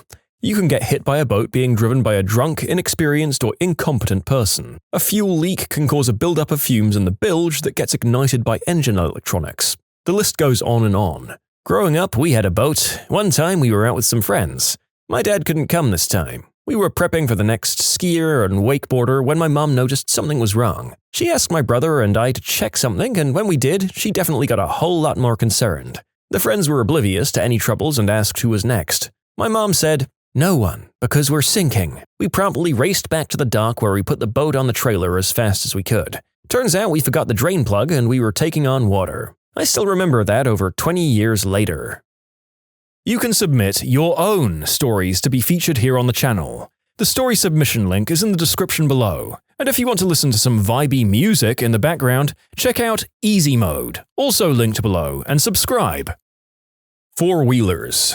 So many injuries and deaths from people who don't respect what they can do and just how easy they are to topple. My sister passed some years back at 19 years old on a four-wheeler she had just purchased. She was with friends who were also riding their own. She had a girlfriend on the back of hers who was a little heavy-set. In order to get to the area, they had to cross a small drainage ditch, maybe 4 or 5 feet from the bank to the bottom of it. It was completely dry. She attempted to go up it, straight ahead with the girl on the back. And my understanding is that when she gassed it, the front tires left the ground, flipping it over backwards on top of them. The passenger was thrown to the side, but my sister held on, probably out of shock, and the weight of the entire thing came down on her head via the handlebars, pinching her between that and the concrete. By the time any help arrived, she was already gone. If you take anything from this story or the hundreds of others that you're likely to read about in your life, wear a damn helmet. Anything can happen in the blink of an eye. Walking up or down stairs. Literally every time I trip a little going down the stairs, I think to myself, in another dimension, that was how I died. Falling downstairs is scary though. Using a dull knife rather than a sharp one. That applies to razors as well in my experience. Try using the same blade for over a year? Well, too bad, because hairs either aren't coming off or your entire face is. My rule of thumb is that whenever I'm on the highway and I see a trailer or some oversized cargo tied to a flatbed or latched to a truck, think of the stupidest failure of a human being you've ever met. Now imagine that person is the one who secured that cargo to the vehicle. Drive accordingly. Sleeping. Many people have sleep apnea who just aren't overweight, old, they smoke, or unhealthy. Snoring is the big indicator. You stop breathing dozens of times an hour through the night until your body responds by waking you up and repeats it again. Not only does it slowly starve your brain of oxygen and put tremendous strain on your heart over the years, but it can cause such excessive drowsiness and sleep deprivation you can fall asleep while driving. If your partner says you snore a lot or you're always tired despite getting regular sleep, get it checked out. Regular being sleepy when driving isn't normal, nor is always falling asleep when you sit and watch TV, read, or just relax for a few minutes. I have severe sleep apnea and snored like crazy since I was a child and had several inconclusive sleep studies. I wasn't diagnosed until I was 20 and went to the dentist. They put me on laughing gas and I promptly fell asleep. The second I woke up, my dentist looked me dead in the eye and told me, "If you don't get treatment for your sleep apnea, you'll be dead by 30. After having a sleep study, I found out I was having 55 interruptions, periods of 10 seconds or more without breathing, per hour, with my average interruption lasting 27 seconds. I was exhausted all the time and my quality of life was terrible. Now I have the energy to do the things I love doing. I'm very thankful that I fell asleep in that dentist's chair." Don't put up your feet on the dashboard of a car when you're riding in the front seat. It doesn't matter if you're wearing a seatbelt, your kneecaps are going to go through your skull if you get into an accident. I used to do that all the time when I was younger, now I want to scream every time I see it. Holding your breath while scuba diving. If you ascend from depth with your airways closed while breathing compressed air, you're at extreme risk of rupturing a lung, damaging your alveoli, or suffering from other lung overexpansion injuries. This is because when you take a breath under significant external pressure, the air you breathe in is much more dense, and so your lungs can get more of it per breath. But as the pressure acting on you lessens, the air in your lungs expands. And if your airways aren't open, your lungs will be damaged from the overpressure. It's an easily avoidable risk, but if ignored, the consequences are often deadly or at least permanently damaging. Making pottery. Let me explain. The colors are all from metals, and except for iron, they're all toxic to some degree. The best glazes set off a Geiger counter. Silicosis, emphysema, and cancer are occupational hazards from the dust. The ingredient that makes pottery glazes dishwasher safe is wollastonite, which is actually more dangerous than asbestos. You're dealing with something that can make an airtight seal, contains water, and is going to be heated. Pottery exploding in the firing process is a common problem. Speaking of firing, we're talking high temperatures. You can light a cigarette by tapping the tip on the outside of the kiln while it's running. That's already assuming you're using insulating bricks. Toxic gases can come from the pottery during firing, and most kilns are indoors. Firing with gas or wood burners can pose a carbon monoxide hazard. All of the bending over and physical work can lead to arthritis. Making and firing pottery improperly can poison the end user. Storage of toxic and radioactive and carcinogenic materials is usually subpar. Moderately old buildings. I became an asbestos inspector for my job, and let me tell you, the more you find out about asbestos and what we put it in, the less time you want to spend in any structure built prior to the mid-80s. And that's just asbestos. Not even going to go into the other hazardous building materials like lead. Asbestos was truly an almost miraculous building material for its time. It's cheap to acquire, and adding it to almost any construction material made that material better at its job. It's also insidiously easy to get complacent around it. Unless you're breathing insane amounts of it, you wouldn't know it's there unless you had that knowledge beforehand. It doesn't smell, you won't feel queasy or nauseous. It just seems like normal dust, with the caveat that if you breathe too much or are just unlucky, there's a chance that the latter half of your life will be spent in absolute misery if one of the severe medical conditions associated with asbestos doesn't just kill you within a few years of showing symptoms.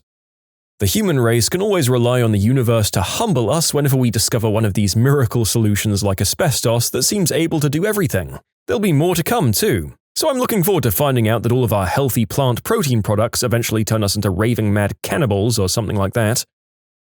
Driving. Seriously. A news story near me lately shook me, even though I know it's not the first time it had happened. But a driver swerved into oncoming traffic and got into a head-on accident.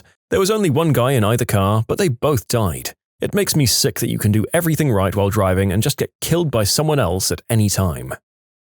Flushable wipes. They can actually clump together into big balls that clog your drain or worse, cause issues for the town plumbing way down the line. We had a lift station cleaned out. In the bottom of the 30-foot silo there was a cake made of wipes and other sanitary products. This cake was so dense that a person could stand on it. This was obstructing the pumps at the bottom of the silos, which, in a worst-case scenario, would overflow into the adjacent river. Stop flushing stupid stuff down the frickin' toilet. People with anxiety should really not be listening to this video. Yeah, thanks, but I'm already in too deep. The safety dance. But don't let me dissuade you. You can dance if you want to. You can also leave your friends behind. Leaving the house and staying in the house. Pregnancy. A woman's body is designed to perform this function, and yet you and the thing you're growing inside of you can die or kill you. Both my first son and I wouldn't have lived if it wasn't for medicine and C-sections. Driving. Doing 100 down the freeway in a metal can powered by a highly flammable combustion liquid, and motherfrickers can still have the nerve to cut you off. All of these are really reminding me of the Lonely Island song YOLO. Garage door springs. I remember there was a conversation about what's the most dangerous DIY product you could attempt yourself, and garage door springs were the number one, followed by using a chainsaw. Tons of pros on there, and everyone agreed. I view my garage door spring with caution now. It's a coiled killer. Earbuds. They'll put you at risk of early onset hearing loss. The way your 80-year-old grandpa yells, "What did you say?" at 150 decibels is going to be us at 40 because we can't stop blasting Sicko Mode by Travis Scott at full volume straight into our ears. Retractable dog leashes that don't give you that much control and can potentially cause serious injuries to you or your dog. The eyes of potatoes, if they've sprouted any green, can be poisonous. Potatoes are members of the nightshade family, and they're the most common cause of solanine poisoning in humans. Their green stuff can cause lesser versions of all the same symptoms of the nightshade family, including paralysis of the central nervous system, and can even cause death. Use that weird thing on your peeler to gouge out those eyes. Opening up a CRT monitor or TV. Those old TVs contain a capacitor that can hold a lethal charge even after being unplugged for about a month. I've never experienced the shock, but when I was studying the CompTIA A+ certificate manual, basically the whole chapter on monitor repairs summed up to hire someone who knows what they're doing or you will be electrocuted. Alcohol. What's messed up about alcoholism, among other things, is how socially acceptable it is to get rat-faced every night. So as long as you're holding down a job and not getting multiple DUIs, a lot of people act like it's no big deal. Plus there's all those jokes you see from parents about mummy needs her wine while holding up those big novelty glasses. Hoda and Kathy Lee used to drink on the Today Show every morning at like 10 a.m. Some workplaces have mandatory company outings that really just entail going to a bar and trying to talk about anything besides work. I'm an alcoholic and it doesn't bother me to be around others drinking, but for some it can make sobriety really difficult. Living with your parents. I had to move back in for various reasons and my mental health and well-being are declining fast. Replacing or adjusting garage door springs. This one doesn't sound perfectly safe, I admit, but the ratio of perceived safety to actual "holy crap, this can end super badly" is definitely there. Being a shop owner in Los Angeles. Invading Russia in the winter. Acetaminophen or Tylenol. Great, but the dose makes the poison, especially dangerous for hard drinkers and alcoholics. Breaking wind after eating Taco Bell. As someone who works in emergency medical services, you'd be surprised by the amount of people who think it's safer to not wear a seatbelt than to wear one. Biking in car-friendly cities. Opening a box with a box cutter. Someone I know works at a place where they have a "It's been this many days since our last accident" sign, and after about 184 days with no accidents, they had to change it to 0 days because someone was careless with a box cutter.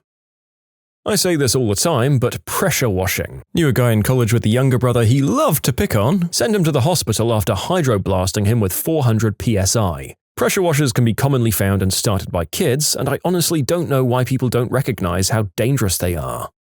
Who is your contender for worst teacher of the decade? The biochemistry department at my college has notoriously bad professors. I had one who in the past years made a mistake grading an exam, giving some people points for wrong answers and marking down correct answers, but they refused to regrade them.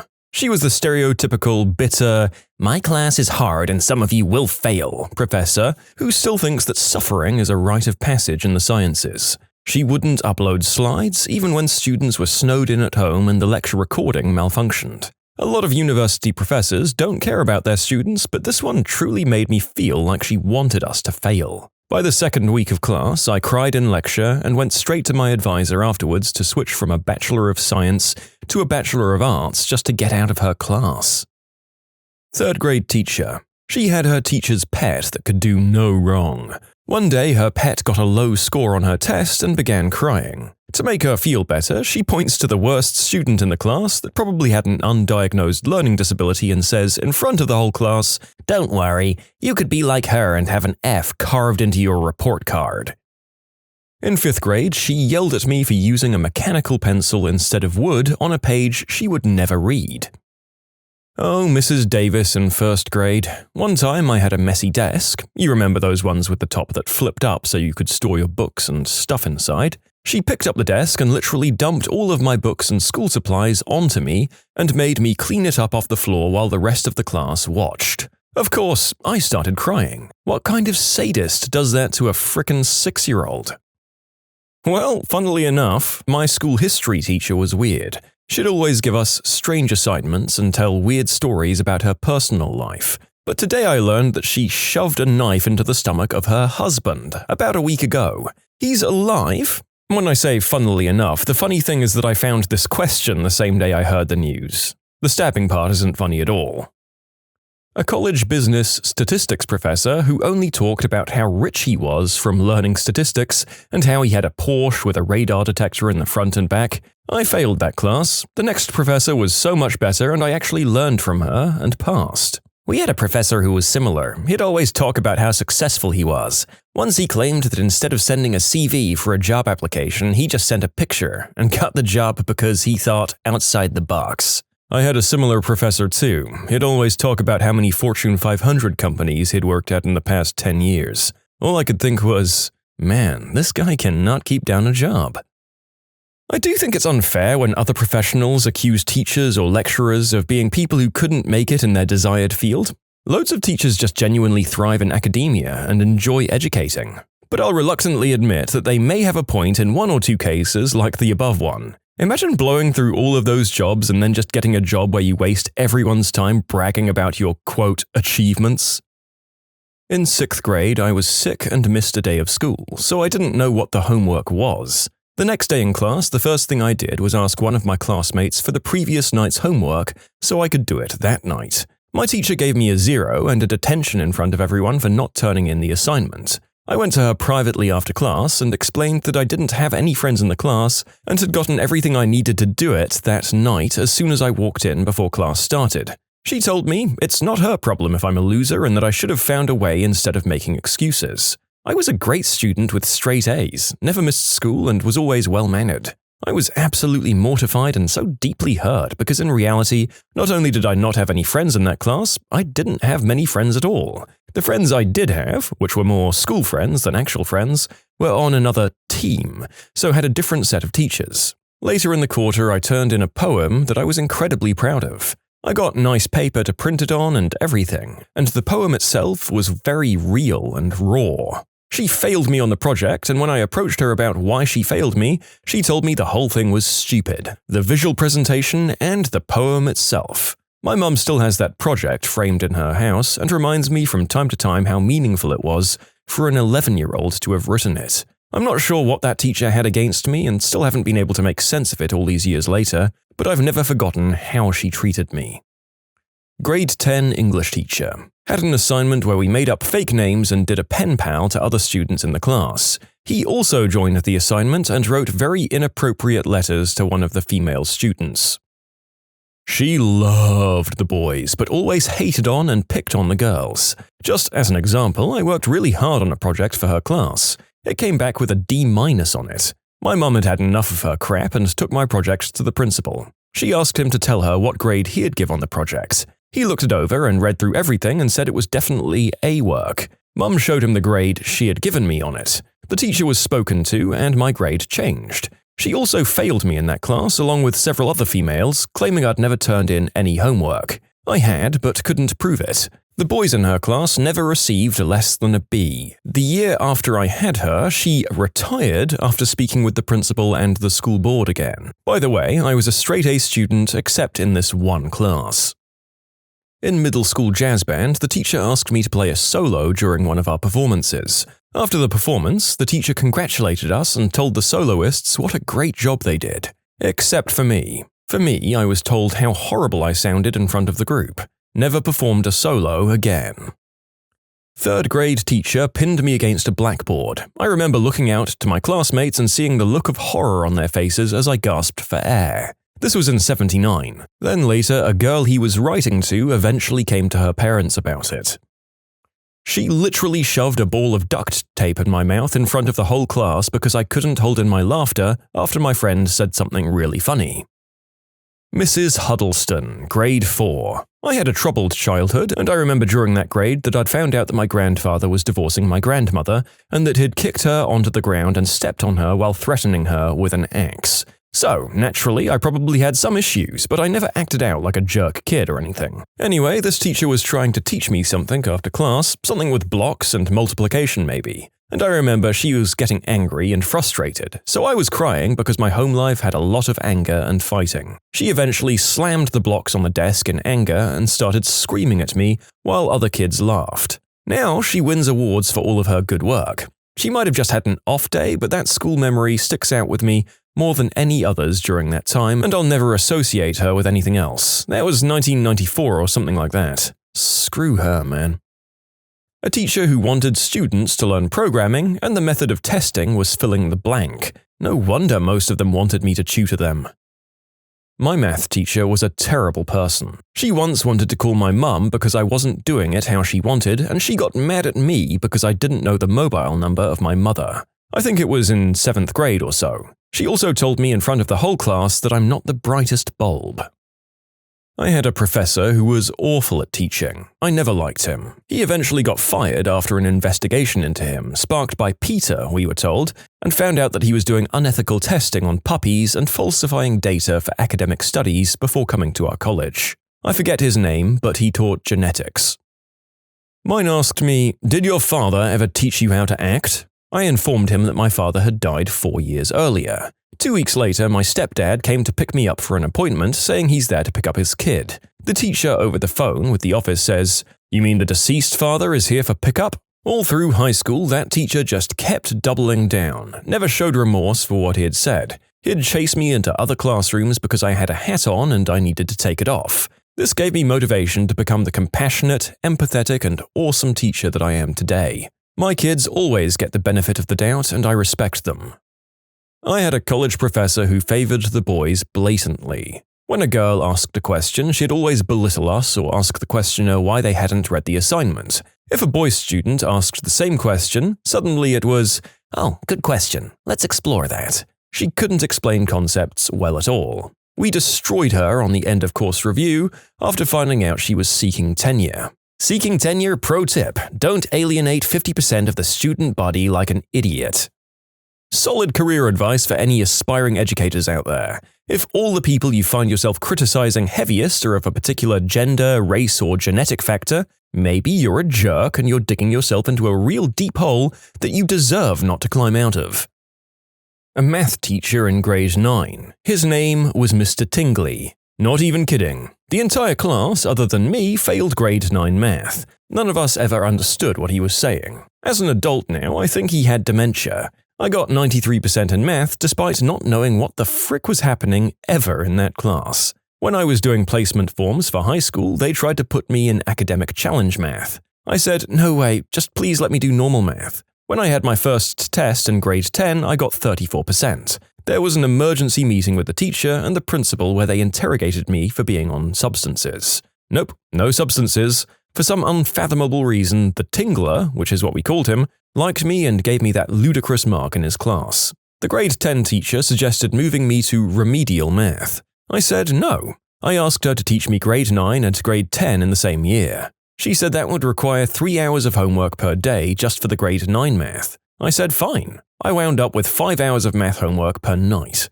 I literally spent a year doing homework until 1 a.m. and getting only 4.5 hours sleep per night to catch up. Ugh. Finished out the year with 85% in Math 10, the normal matriculation math. You can submit your own stories to be featured here on the channel. The story submission link is in the description below. And if you want to listen to some vibey music in the background, check out easymode, also linked below, and subscribe. We had a weird, creepy teacher for my 6th grade language arts class who was mentally insane.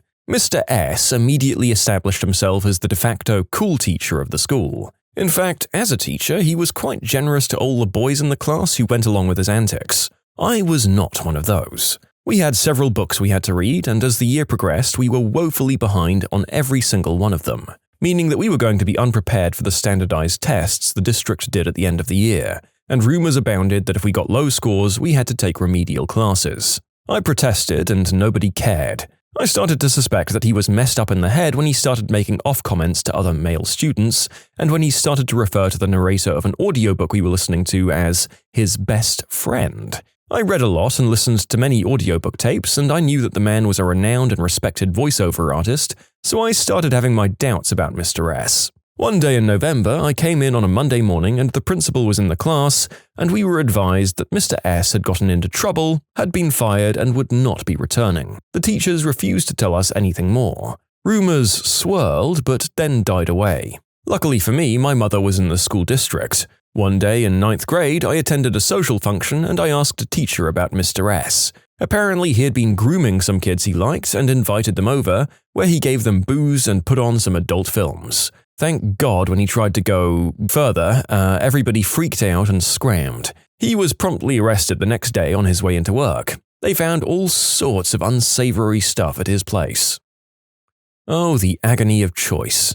Either the high school math teacher who pushed her students so hard and gave a punishing amount of homework and did very little teaching. She drove one of her students into a pretty dark place because she put so much pressure on his life, and he disappeared after a while. She shrugged it off and continues in her position to this day. Or the community college teacher who locked the doors so students couldn't get in or out of her classroom. A student told her that's illegal and at the very least she's breaking the fire code. She said, "If you have a complaint, go to the office and file one. If enough students complain, a committee might look at it. If they do, a ruling is still months away, and as a tenured professor and personally friends with many people on that committee, I can tell you nothing will come of it." All she did is try and sell us some self-published books that she wrote. And yes, she changed the date and time of the final 4 times.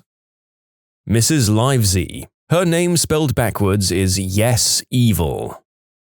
He repeatedly tried to get female students' phone numbers and kept a poster of Britney Spears in his room. He was incredibly creepy.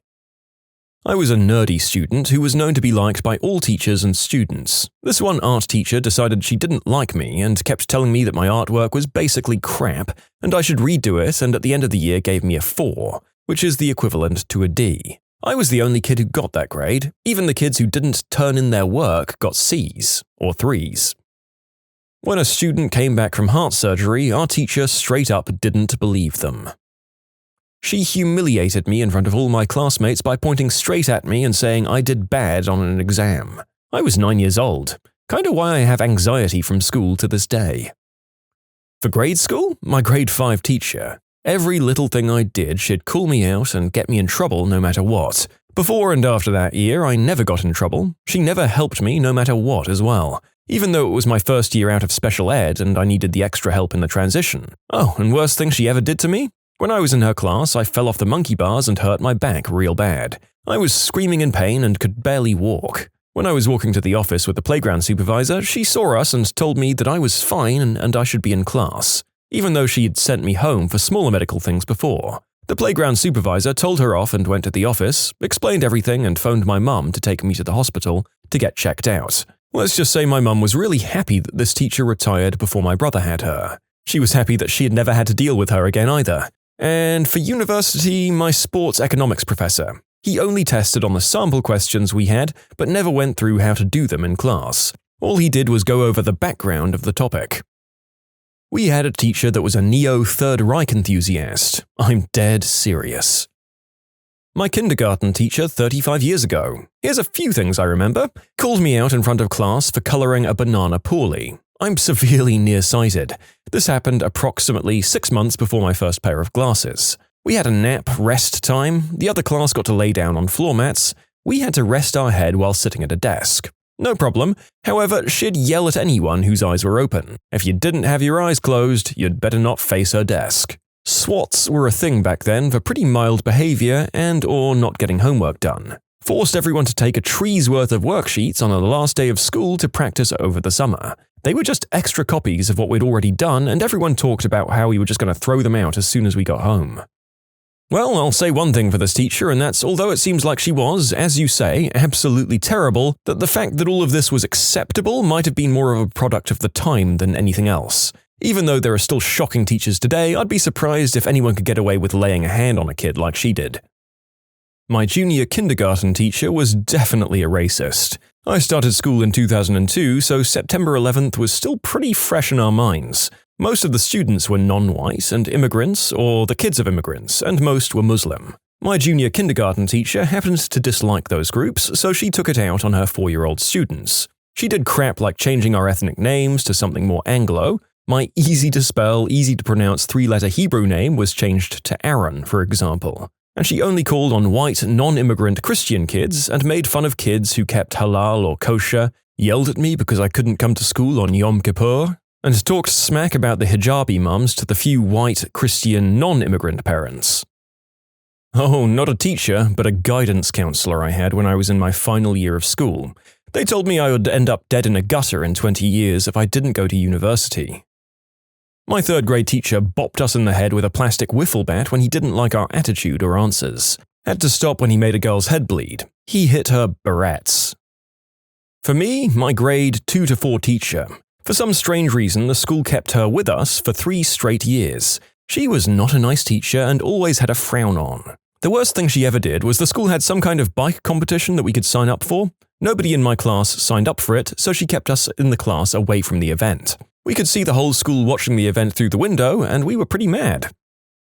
Had a teacher who would give me detention every week. Reasons included talking during a group project, not bringing pencils, having long hair, and calling him a B-word that rhymes with snitch. I had a Spanish teacher who got a job at another high school and decided to not give a darn for the last 5 months of the class. He'd sit at his desk and watch The Walking Dead. Sometimes he'd say something like, "Okay, class, today think about Spanish." He then gave us a challenging final exam over material he'd never taught us. My 11th grade history teacher said in front of the whole class that I didn't have the looks to be a meteorologist, which was my dream since I was 5. The class itself was a waste of time since nothing was actually graded, so no one even tried. And this was supposed to be an IBHL class, which is no joke. Since then, I graduated from the #1 meteorology program in the US and glowed up big time. Went from over 190 pounds in high school to 155, while he was fired for inappropriate conduct with kids. Needless to say, Mr. S can go F himself. Not the worst one, but weird. I went to a Christian school, so we had a religion teacher. It's like theology class, but it's just odd because Mrs. P will always spend the whole session talking about her life experiences. One time she talked about losing her V-plates, she had just got married, and how she bled and passed out on the bed after their first time, with full details and everything. I think everyone in class was horrified. Also, please note that life skills were taught much later due to our school being Christian. It was a hardcore school. An English teacher who basically just played songs in English to class and kept using her cell phone in a public school. It's not that she was a bad teacher, but just that she didn't know how to teach a fricking class. This was math. This was my junior year of high school. Very early in the year, all she'd do was give us worksheets, not really explain anything and just sit behind her desk. And I know students could go to her desk and ask for help, but in the same sense, you as the teacher should walk around and check on students to see if they need any help. And she just didn't do that. Literally all students in that class were talking about going to a different math class after the trimester was over. One day she confronted us all and asked why we wanted to go to another math teacher's class. Where I'm going with this is that we basically had a long discussion on why we thought she was crap at teaching and what she could do better. She took our advice and started doing what we suggested. She's basically doing better than what she was at the beginning of the year. She's still not the best, but considering how she's teaching these days, it's a huge improvement. The last thing she did of this kind was not that long ago. She gave us 3 worksheets about baseball. We had to find the height of the home run walls, how fast the ball was going after being hit and stuff like that, and we as the class would have asked her, but she said we couldn't ask any questions and we needed to figure it out ourselves. I literally went to my sophomore math teacher for help. He helped me with the first page and said the other 2 were impossible to figure out using math and that we needed to use physics. All the kids were struggling and basically did nothing as we didn't get taught this. We were just shown a video. Like I said, not the best and not the worst. She has her ups and downs, but as of late, she's been doing decently. In middle school, I was partially hospitalized due to some issues I had over the summer. When I went back to school, it was only for half days. I was in advanced classes and most of my teachers chipped in to help since I wasn't completely going to class. The one exception was my advanced math teacher that refused to help me and told me if I wanted to pass, I shouldn't have gotten hospitalized. Middle school was not a fun time for me. When you subscribe, make sure to hit the bell to turn on notifications. Put the playlist on in the background to finish listening to all the stories, or if you want some vibey music to put on in the background, check out easymode. If you like Am I the Genius, give Am I the Jerk a shot. Everything linked in the description.